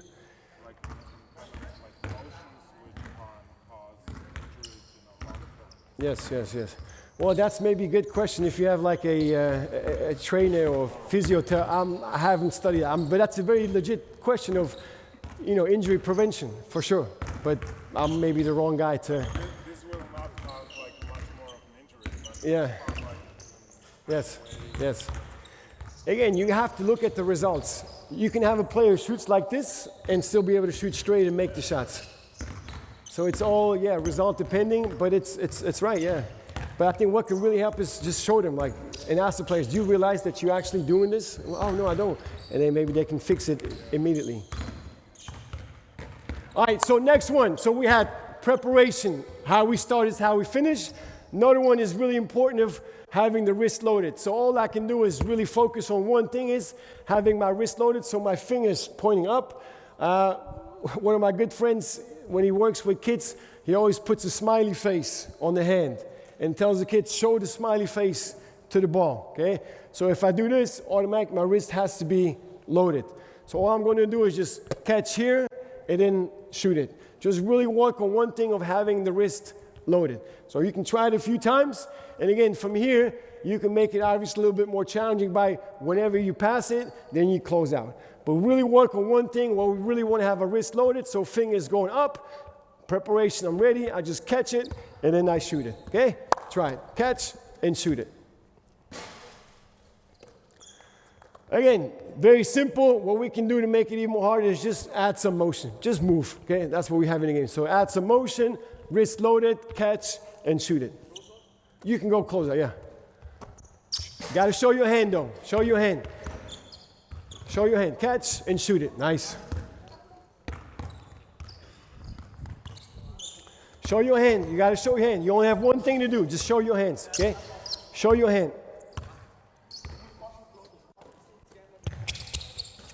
Okay, so, but you got to show your hand. Just be ready. Hungry hands, okay? Just show your hands. Fingers to the sky. Catch and shoot it.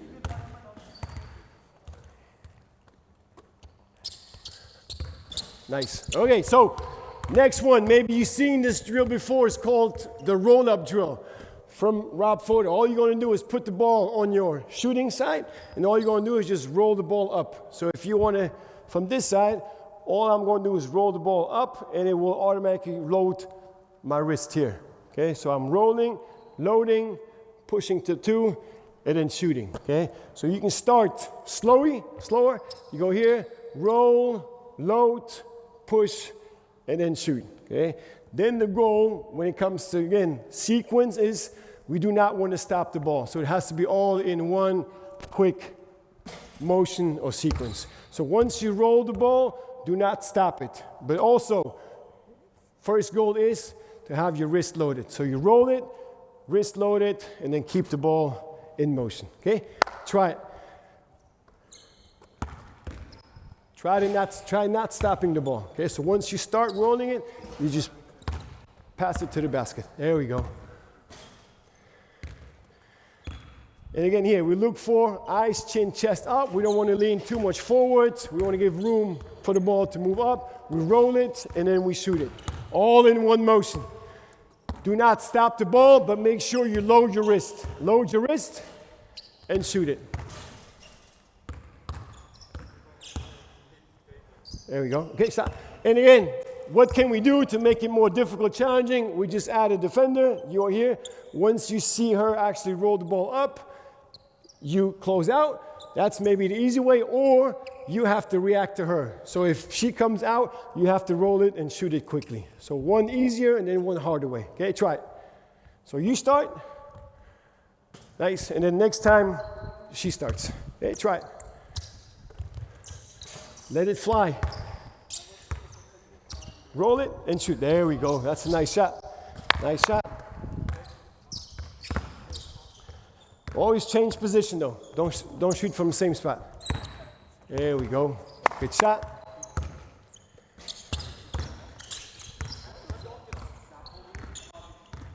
Nice. So we work on connection. The ball is connected to my body, and work on sequence. So we never want to, once we start the ball, we do not want to stop the ball. And the ball is connected, so it's all in one sequence, and we have the ball connected to our body.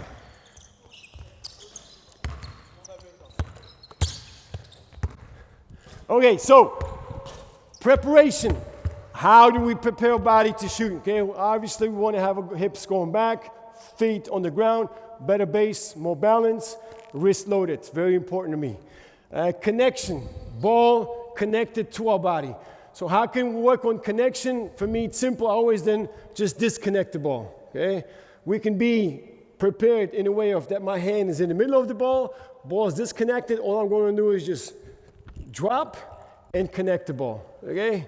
With you guys, we can immediately add defense. So if you're a defender, we can always go one time you start, and I have to react to you. Next shot, I'm disconnected, I connect, and then you close out. So always kind of give different challenges of, maybe we can even go maybe first time, no defense, second time, I decide, he reacts, and then the third time, maybe the most difficult, I have to react when you actually close out, okay? So we want to put our hand in the middle. I'm ready, all I'm going to do is just drop and connect. Feet connected to the ground, and the ball is connected to my body. Somebody might be connected here, somebody may be here, somebody here. That's totally fine with me, but we still want to be somehow connected, ball connected to our body, because we don't want to be disconnected and have to pull the ball back, stop it. We want to bring it close so we can actually push the ball to two from here and into the basket. Okay, try it. Ball disconnected, so arms extended. You drop, connect, and shoot. So have your arms disconnected from your body. Bring it in and shoot. There we go, nice. Always change spots, okay? Girls, boys, always change spots. Let's go. If you make it, you stay. If you miss, you change. So again, we'll work on connection lower part, connecting feet to the ground, ball to our body.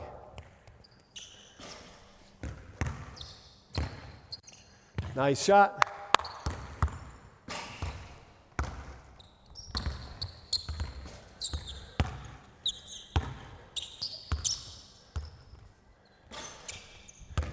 Okay, next one. So a lot of times I want also the players to kind of feel what it, feel if my feet are disconnected, because some of you guys, I think especially you start sometimes too early on your toes. So I sometimes on purpose want to put the players in a situation where they are disconnected. Maybe, even shooting on their heels, maybe shooting on the outside of their feet, maybe really exaggerating on the toes. So maybe one shot being disconnected, and the next shot really focus on having feet connected. So there's only one thing you have in your mind is being disconnected, shooting it, and then the second shot being connected, feeling my feet and then my power, and then getting into my shot.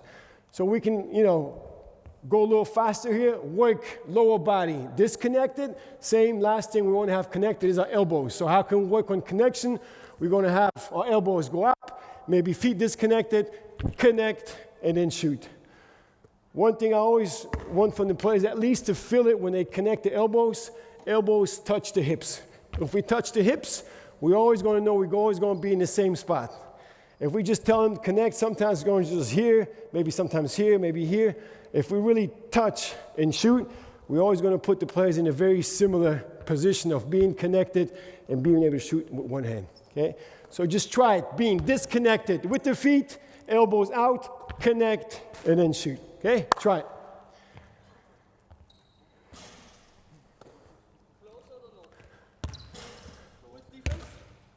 Sure, why not? So really elbows out, bring them in, connect to your body, have your elbows touch your hip, side of the body, touch and shoot.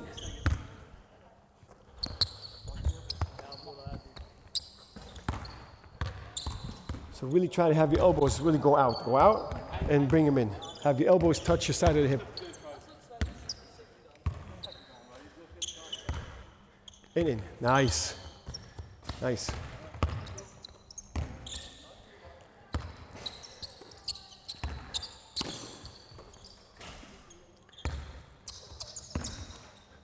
So make sure your elbows touch your hip though.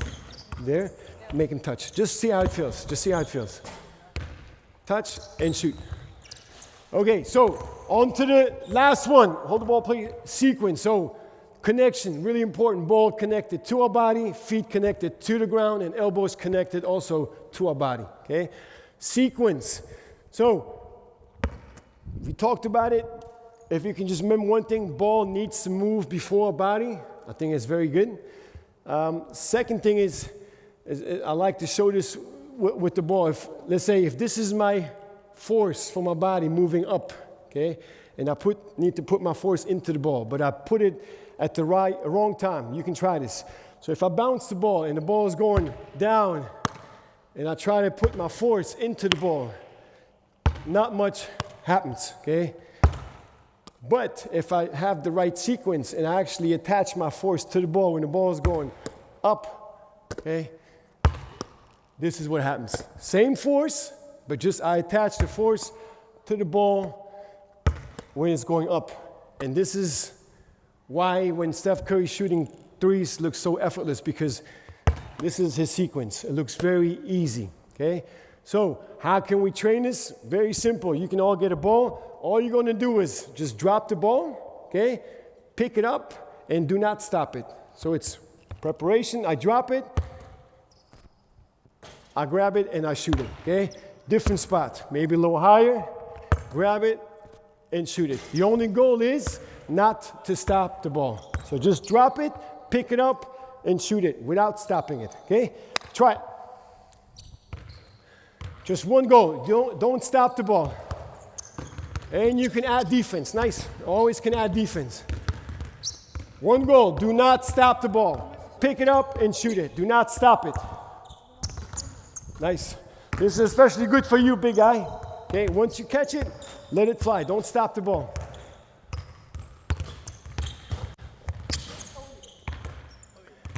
And up.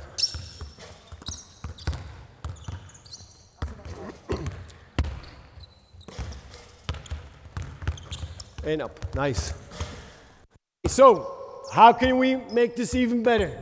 Again, the ball has zero energy, okay? So the harder we bounce, okay, same after when we go off the dribble, the more power we can create. So this is called a bounce through drill. When we are ready, all we're going to do is just bounce the ball and shoot it. Two things you need to do, okay? First thing, like now, don't stop the ball and shoot the ball on the way up. So it's this, okay? Bounce it, pick it up, and shoot it. The lower my hands are, the more control I have the ball. If I bounce it here and then grab it here, it's going to be so much more difficult. So really try to get lower, bounce, and shoot it. Do not stop the ball and shoot on the way up, okay? Try it. Maybe one shooter, one rebounder. Again, make sure you don't stop the ball. Both of you guys stop the ball. Don't stop it. Bounce and pass it. Nice. Don't stop the ball. So this is really a good way how to create that range of using the bounce and using the energy to create the range of actually making the shot from longer distance.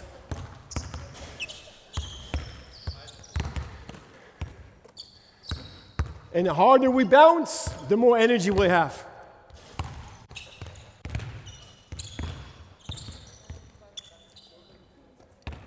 Okay, so again, I love making it a little bit more challenging.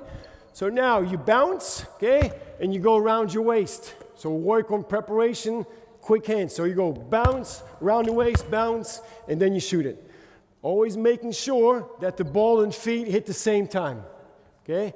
So this would be the easier one where we jump, ball and foot hit the same time, okay? Now we can already add the ball wrap, so it's, and then we shoot it. Always making sure ball and feet hit the same time, okay? So you can start by ball, foot, hit, we go up, round the waist, and then the second hit is together, and then we shoot it. Try it. And up. Ball and foot hit the same time. So we gotta have quicker hands. Up, bounce, and shoot it. Around the waist. Bounce it, and shoot it. Nice.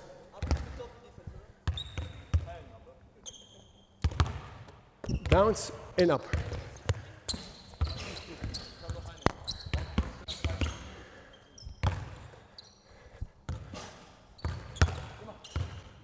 So it's always in motion. So it's always this.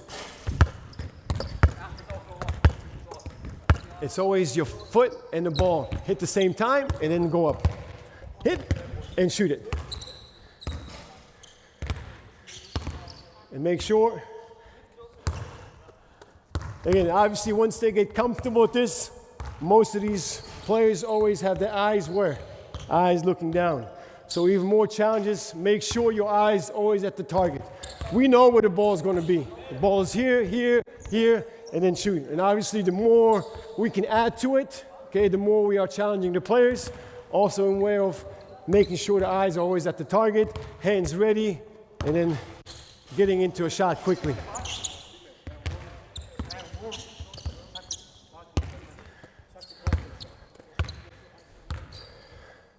Eyes at the target, always eyes at the basket. Okay, so another one, how we can create the right sequence. Remember, we need to move the ball before our body. So if we exaggerate by actually touching ball to the ground, the ball has to move first and fast. So we can actually create that almost perfect sequence. So you can start with movement, touch, and up. Again, two things. You do not want to touch, stop, shoot, or you don't want to shoot and then shoot on the way down or at the peak. It's got to be touch, up, shooting, and then releasing everything on the way up. Okay? Try. Again, one time without defense maybe, and then second time you can add some pressure closing out. Touch and shoot. Nice. Nice. Make sure you do not stop the ball. Touch and pass it. Yes, yes. Nice. That's good. Nice. See how much power you have? Did you want to shoot with the backboard? Did you want to shoot with the backboard? No. So you can move back a little bit. Touch and pass it. Don't stop the ball. Oh, sorry. Okay. Again, here, if we have that concept of preparation, connection, sequence, okay, just picking on you isn't just to make you better. Don't lean forward and then touch. We want to sit into a shot. So this is what we want. We want to give the ball room to go down and up. Instead of moving here, I might lose balance and then have to move back again. So make sure you sit and shoot, okay? Give the ball room to move up. And don't stop the ball.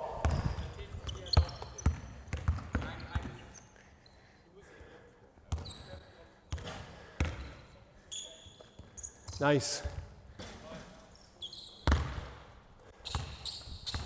And again, we can start by adding motion, okay? Add some motion.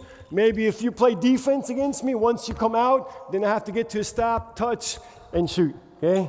Or maybe even work again, more in balance. I'm here, back to the basket, turn, touch, and then shoot. So there's always ways to make it harder and always ways to make it a little easier, okay? Try back to the basket. So let's go, you start and you react. So once you see him turn, you come out. So you have to turn, touch, and shoot. Try it. And up. Do it again, do it again. Watch his feet.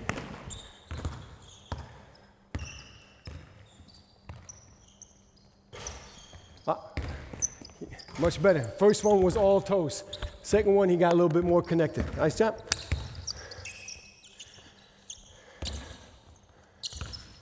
Okay, so this is a little bit longer. If you go touch, foot, shoot instead of together and then up.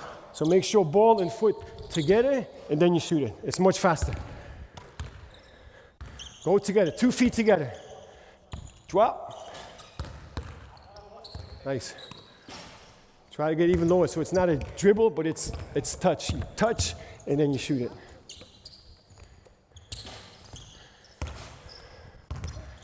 Okay, last one we can do is, come here. We can completely eliminate our legs. So all we're going to do is work on sequence from the upper body, so from here. So all we're going to do is just work here. We want more strength usually in our shot. So it's very similar to different sports again. The faster the motion, the more energy, okay? If I'm close to the basket, okay, I don't need to go fast, and I still have enough power. If I go all the way, maybe behind the three-point line, and I don't have my legs, I can still get closer to the basket just by having a quicker motion. So sometimes even just telling the players to shoot it quicker can give them a little bit more power. So again, up to you. let's go. Try a few times, have a rebounder, and always try to work on your range. So maybe start closer, completely eliminate your legs, and it's all upper body. Okay, try it. And again, same thing. Do not stop the ball. Once you start the motion, do not stop it. It's just a pass to the basket. Yeah, just no jumping, nothing. Just all upper body. There we go. See how much power you have? So you can move back. You feel stopping the ball? You feel when you stop the ball? So maybe make it, just when you shoot, just pass it to the basket. So one thing is try to keep the ball in front of your face. Imagine here's a glass window and you don't want to break it. So just keep the ball in front of your face and just pass it to the basket.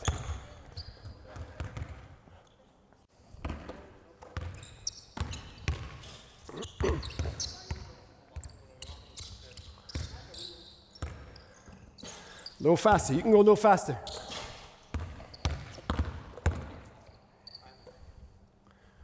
Nice.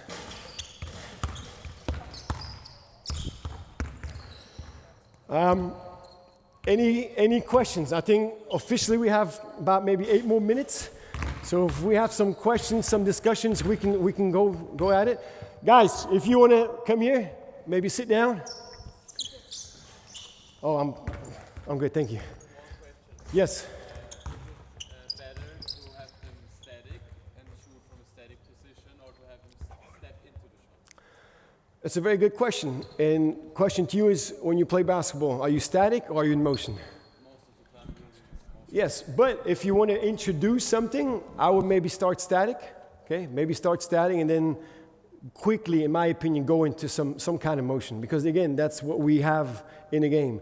So I think the quicker we can simulate how the game is played, at first it'll be messy, it's going to look ugly, and that sometimes we as coaches have a problem because we want our practice to be clean and neat and have a beautiful cone and everybody will get the crossover perfectly, but that's just not how the game works.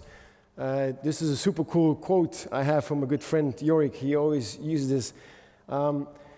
Imagine having a zoo. There is a tiger who lives in a zoo. You know, in a zoo, he knows when he's going to sleep, when he's going to eat. There is no danger. Everything is peaceful, okay? That's kind of similar of how most coaches train during the week. But then what happens during the weekend? It's the jungle. So if you take the tiger from the zoo, I think only the very, very strong ones, the super talented, will survive the jungle as the games.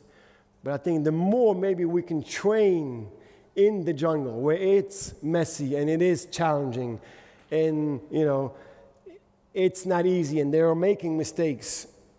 It will look messy at first and it will take a little bit longer, but I'm convinced that it will prepare the players much faster and better to the actual game setting. And I think we just need to sometimes let go of being perfect because nothing in basketball is perfect. There's no perfect shot. There's no perfect. It's all adjusting to what the defense is giving. So it's all about problem solving. The defense is giving us problems, and we need to solve it. And I think the more we can put our players in that situation in practice where there is a problem and we need to solve it, the faster and better the players will become, in my opinion. Do you see any difference in women's and men's shooting? Yes. Do you? Yes. Especially girls and boys. Do you do any difference in teaching them? So the question is there a big difference between boys and girls shooting?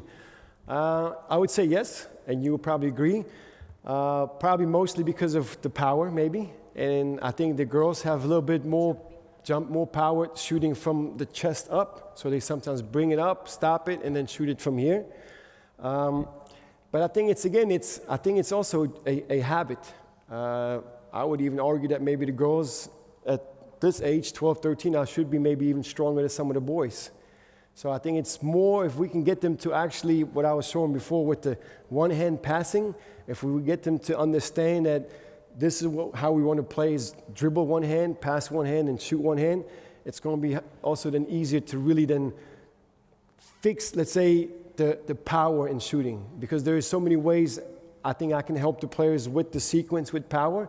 But once we have those left and right misses because we shoot with two hands, that's going to be a little bit more challenging. But it's, yeah, great question. Do you have an answer for that? Of how you? It's just like if I watch women and men, not girls and boys. Yes. Women and men, then for me it's men. They have a much longer hang time and they're moving forward really up, and then they're shooting. And women are more doing the movement. Yes. Not stopping Yes. there. Yes. But it depends on the, yes. Yeah. But also it depends on, if you look at a Steph Curry, he doesn't jump much when he shoots, right? He doesn't jump much. If you have like a LeBron, Kobe, Jordan, those freaks who just jump and, you know, drink a sip of coffee and then shoot it.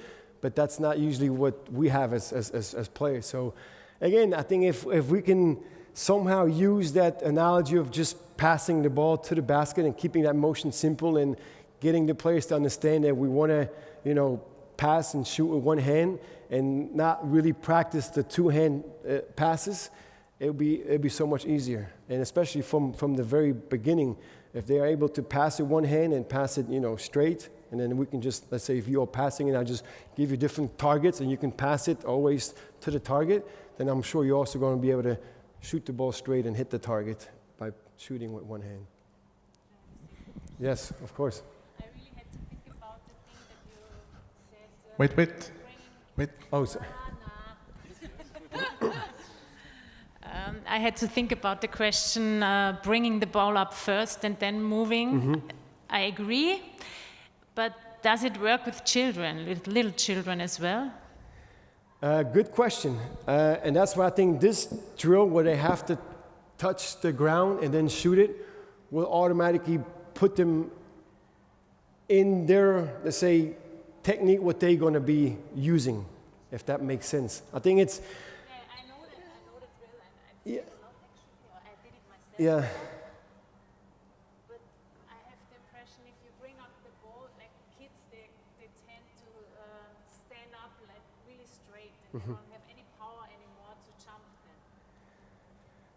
Maybe they have, with the base, maybe they lean too much with the knees forward. So it's all about, you know, if you just can tell the kids, sit into your shot. So if you sit and have your eyes, chin, chest up, you can create that power. You can create that balance where it's secure and it's powerful, where if they move the ball and then attach the body. But again, it's with little kids, I would just focus on how fluid and repeatable is the shot.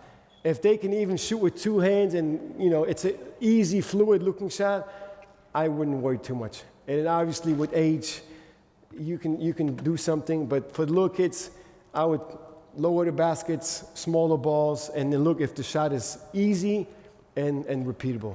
And you can obviously make them better shooters just by having them practice with one hand passing.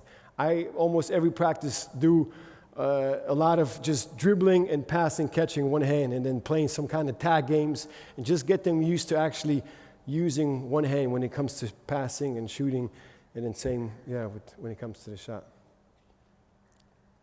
Yes? What would you do, or what do you do when you see a player makes the mistakes, which is okay, but if you're trying to eliminate them and you still see they're making still the same mistakes, what do you do? Yeah, question about mistakes, if the player repeats the same mistakes. I would even say it's not really a mistake, but it's more of a habit. So how can you break that habit? I think if you have kids, if they go to bed, I don't think you have to tell them to brush their teeth. It's kind of like the habit. You created a habit.